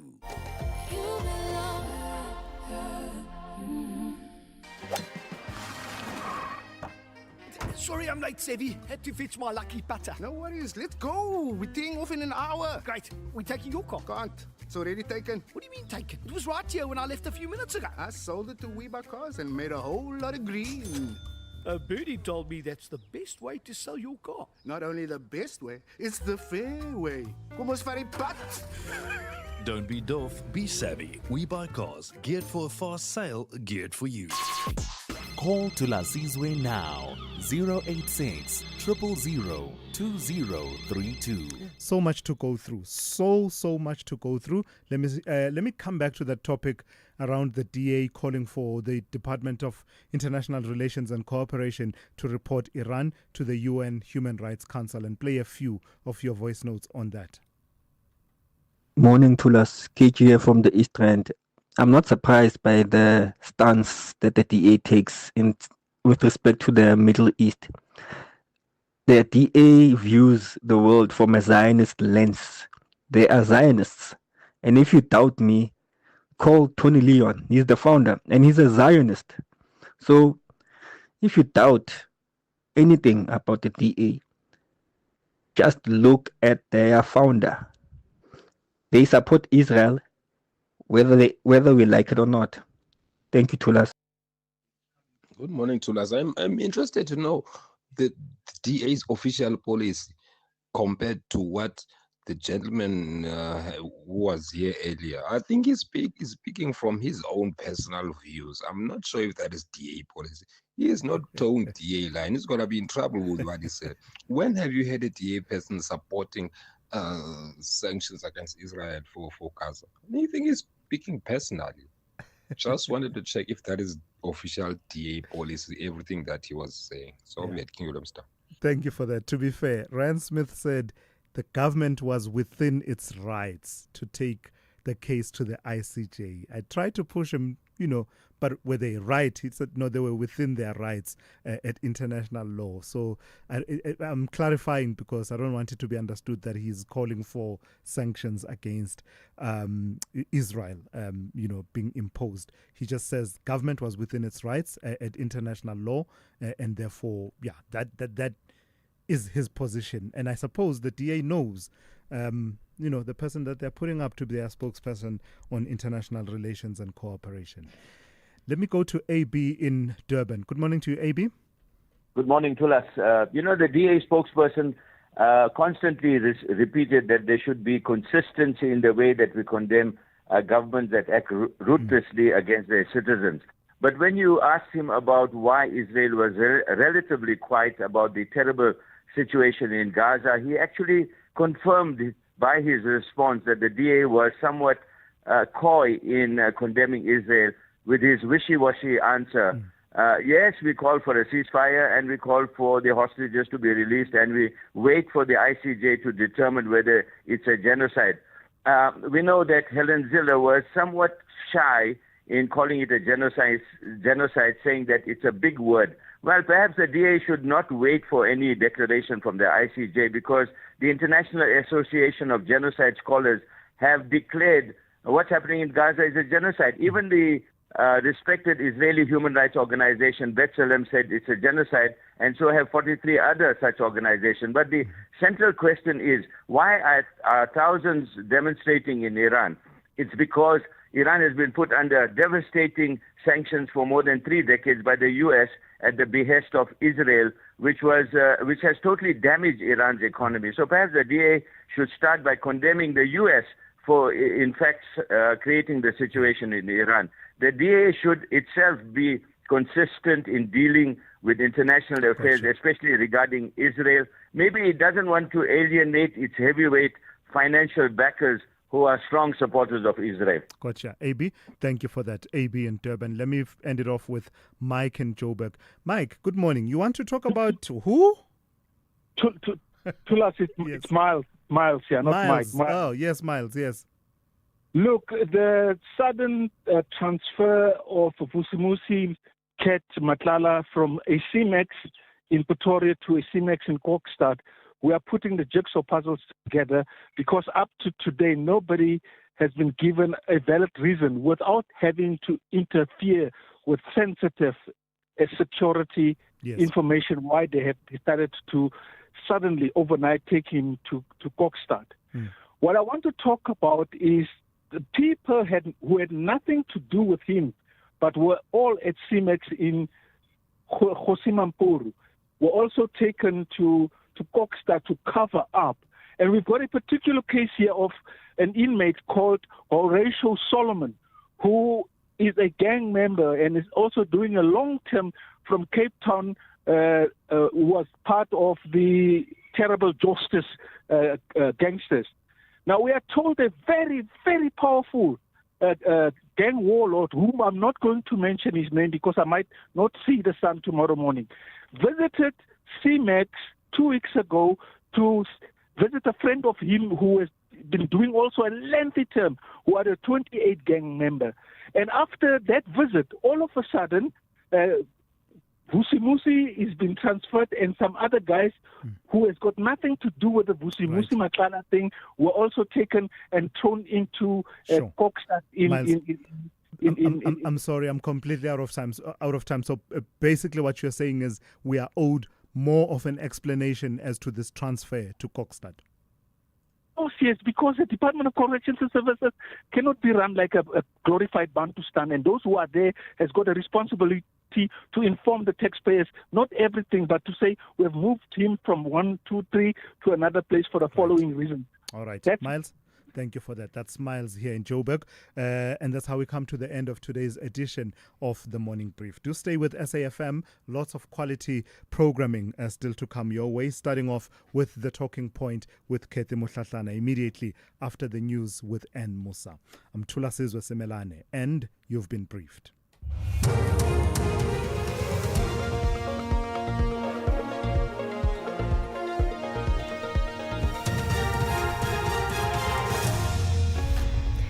In our top stories, Mbalula weighs in on future of GPU in KwaZulu-Natal and crime intelligence boss to appear before the ad hoc committee. Good morning. ANC Secretary General Fikile Mbalula has weighed in on the future of the government of provincial unity in KwaZulu-Natal. The National Freedom Party, the NFP, which has been described as a kingmaker, pulled out of the GPU, subsequently threatening the stability of the multi-party pact in the province. Mbalula says the ANC in the province is working hard to address the future of the GPU. He took a jab at the MK party, which previously brought a motion of no confidence in the KwaZulu-Natal Premier, Tamin Tuli. But we believe that government will be in a position to weather the storm because it is stable. The problem is that the people who were supposed to lead governance in KZN were not ready, and they are not stable among themselves, and they want to bring that stability to governance. They change leadership every weekend, and how do you take such a party, which of course it has got the majority? But how do you take that into governance? What are you going to see there? They fight about resources among themselves and all of that. Crime Intelligence Head Dumisani Khumalo is expected to appear before Parliament's ad hoc committee today. The committee is probing allegations of criminal infiltration, corruption and political interference in the criminal justice system. It was set up after the KwaZulu-Natal Police Commissioner, Nhlanhla Mkhwanazi, made allegations implicating politicians, the judiciary and law enforcement officers in criminal activity in July last year. Khumalo's testimony follows that of former acting National Police Commissioner Khumutso Patlane yesterday, who told the committee that political interference in the South African Police Service has been prevalent for a long time. Viola May reports. Lieutenant General Khumalo, who is also the project manager for the Political Killings Task Team, told the Madlanga Commission of Inquiry last year that there's a criminal cartel known as the Big Five operating in South Africa. He said the cartel was responsible for murders, drug trafficking, kidnappings and other organized crimes. He named attempted murder accused Vusimuzi Kat Matlala and murder accused Katiso Ketu Mulife as some of the members of the cartel. He was arrested with other police officers in June last year in connection with an unlawful appointment in crime intelligence. A Zimbabwean man has been stabbed to death in his car at Ividale Plot in Polokwane, Limpopo. The man has been identified as Philip Mabusha. Locals are alleged to have then assaulted one of the suspected attackers. The suspect is being treated in hospital. Another person managed to escape the angry crowd. Police spokesperson Thulani Mashaba. The preliminary report also suggests that the suspects called the victim to meet at the crime scene. It is not yet clear as to what transpired until the victim was fatally stabbed. The members of the community allegedly caught one suspect, assaulted him, and later called the police. The deceased was identified as Mr. Philip Mabusha, a Zimbabwean national. The motive behind the incident is still unknown at this stage, but police investigations continues. Residents of Msholozi near Mbombela and Mpumalanga are searching for a 40-year-old woman who went missing after attempting to cross a stream last night. Apparently, the woman was swept away in the same area where a 2-year-old toddler drowned on Tuesday. Authorities have now once again cautioned residents to avoid crossing overflowing rivers, streams and submerged bridges. Further afield, and finally, Elon Musk's social media platform X has announced new measures to stop its AI chatbot from creating non-consensual images of real people in revealing clothing. There's been global criticism of the tool's generation of sexualized pictures of women and children. The new restrictions apply to all users, including paying subscribers. The BBC's Nick Marsh reports. Grok's so-called spicy mode allows users to virtually undress women without their consent. According to an internet watchdog in Britain, some child sexual abuse material found in other parts of the web had also been partially created using the tool. This function will now be blocked by X if local laws demand it. Until now, Musk had resisted making changes to Grok, labelling criticisms as any excuse for censorship. Recapping the top story, ANC Secretary-General Fikile Mbalula has weighed in on the future of the government of provincial unity in KwaZulu-Natal. For SAFM News, I am Anne Musa. Do great solutions start with good conversation? SAFM, leading the conversations that move us. This message is brought to you by Eskom, redefining for a better future. Are you running a business? Every rand counts. Save electricity and cut costs by switching off lights, computers, and aircons after hours. Use energy-efficient lighting and equipment and make saving electricity part of your daily routine. Smart energy habits mean lower bills and greener business future. Let's power success efficiently. Let's use electricity wisely. Eskom. The River Islanders believe the second half of the season is more demanding as they chase a win. But the Eagles have a master plan to prevail. This is the Bundesliga, football as it's meant to be. Do not miss out on SV Werder Bremen versus Eintracht Frankfurt on Friday, 16 January at 9:30 p.m. Live on SABC Sport on TTT Channel 4 and SABC Plus. Proudly brought to you by SABC Sport. For the love of the game.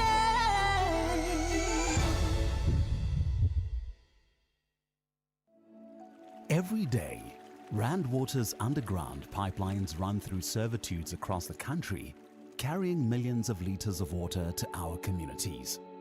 But when people build too close, it's called encroachment, and it's very dangerous. If a pipeline bursts, it can flood homes, destroy property, and in many cases, people lose their lives. That's why Rand Water marks its servitudes with blue and white beacons, a clear warning to stay clear and safe. When we protect Rand Water's servitudes, we protect our communities too. Rand Water, finding new ways.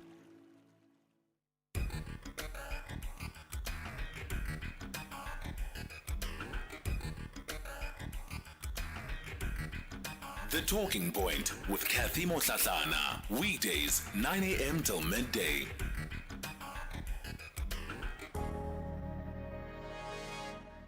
Have you ever said yes to something when deep down you really wanted to say no? Or maybe you've agreed to help someone out and instantly regretted it? We've all been there. When someone asks you for something, your default tendency might be to jump into yes mode without thinking about it.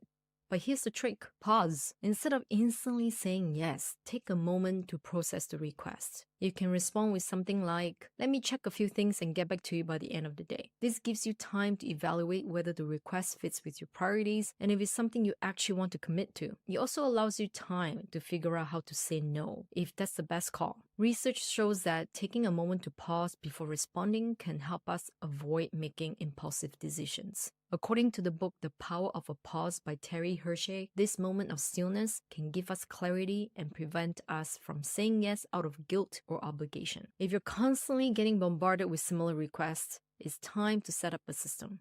For example, if you're getting lots of requests at work, consider creating a dedicated Slack channel for requests or a forum that helps people articulate what they need.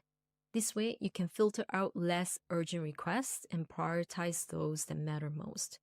This approach is not only about saying no more effectively, it's about setting clear boundaries and managing expectations. A study by Harvard Business Review suggests that the more we structure our workflows and establish systems for handling requests, the more effective and productive we become. By implementing these strategies, you can take back control of your time, reduce stress, and make better decisions about where to focus your energy. Remember, it's not about being selfish. It's about prioritizing your well-being and ensuring you're in the best position to help others when you can. You're also teaching other people to help themselves as well. Coach Ling Epson, she's a former director of a software engineering company and now a certified executive coach. And that is very good advice to have at the beginning of the year, right? As you get back into things, organize your life in such a way that others know you're not available for every meeting. Huh? Have you seen some people's diaries? You open their diaries and it's literally back-to-back, chock-a-blocker, online meetings. And let's be honest, ladies and gentlemen, some of us that are calling meetings don't know why we're calling meetings. It's a meeting for the sake of meeting. Because when we get to your meeting, your agenda is not clear. We must help you work out why you have called us when we are all in the room. So let's take Coach Epson's advice seriously as we start off the year. It's 11 after 9 o'clock. Welcome to the show. My name is Kathy Mutlatlana, and as always, I'll be leading conversations that move us right through until midday, and looking forward to being in your company and also in conversation with you. Coming up on the show, the first hour of the show, we're going to start it off with the open line, your national roundtable, and I'll be taking your calls. The number to dial this morning, 086 000 2032. That's the number to use to get in touch with us, 086 000 2032. On the WhatsApp voice note line, you can use this number, 0614 104 107. That's 0614 104 107. On Twitter, it's at SFM. Oh, why I just said Twitter. I'm exposing the fact that, I was on that platform before it became X. So no longer formerly known as Twitter, but on X, it's at SFM Radio and the hashtag there, SAFM Talking Point. So coming up on the show today, it is a Thursday. So in the second hour of the show, we're going to be having our first municipal watch for 2026. Oh, I must say, I am so excited. I'm so excited for Municipal Watch this year. It's an election year, and I think that we're really, really going to do great things with the slot. It's never been more relevant than it will be this year. So I'm really looking forward to the conversations that we'll have and the issues we'll be able to pick up on through Municipal Watch. So to start off the year then, we're just going to, I think, ease ourselves into it and have a conversation around accountability and oversight, and also talk about what accountability and oversight mean, right, in an election year or in an election cycle. What are some of the practices that we also have to start being mindful of or aware of, because people are going to come and ask us to vote for them, right? I saw a piece yesterday, was it yesterday, on News 24 that spoke about, the DA's Helen Zille and how she's going to be moving to Johannesburg, I believe sometime, in within the week or next week. But the point is that in the next couple of weeks, she would have settled in Johannesburg and really then begin the work of her campaign for Joburg mayor. And, according to the article, she might also take up a seat in council. There are things that the politicians will do. There are things that the politicians will do to convince us that they are the worthy candidate. But we shouldn't just look at the PR. We shouldn't just look at the gimmicks, right? We have to look at the substantive matters. And with local government, it really is so important for us to start choosing substance over form. And if we don't know what the substantive issues are that feed into our experience of living in an area, then we're always going to be making the wrong choices in terms of how we believe those problems should be solved. So let's choose substance over form for the local government elections. And this show is really, really going to help us to do that. Municipal Watch, that is. So we'll have that conversation in the second hour of the show. And then the final hour will take you live to Parliament's ad hoc committee. And this is where we're going to continue to hear the evidence. Yesterday we heard from the former acting police commissioner, Khumotso Phahlane.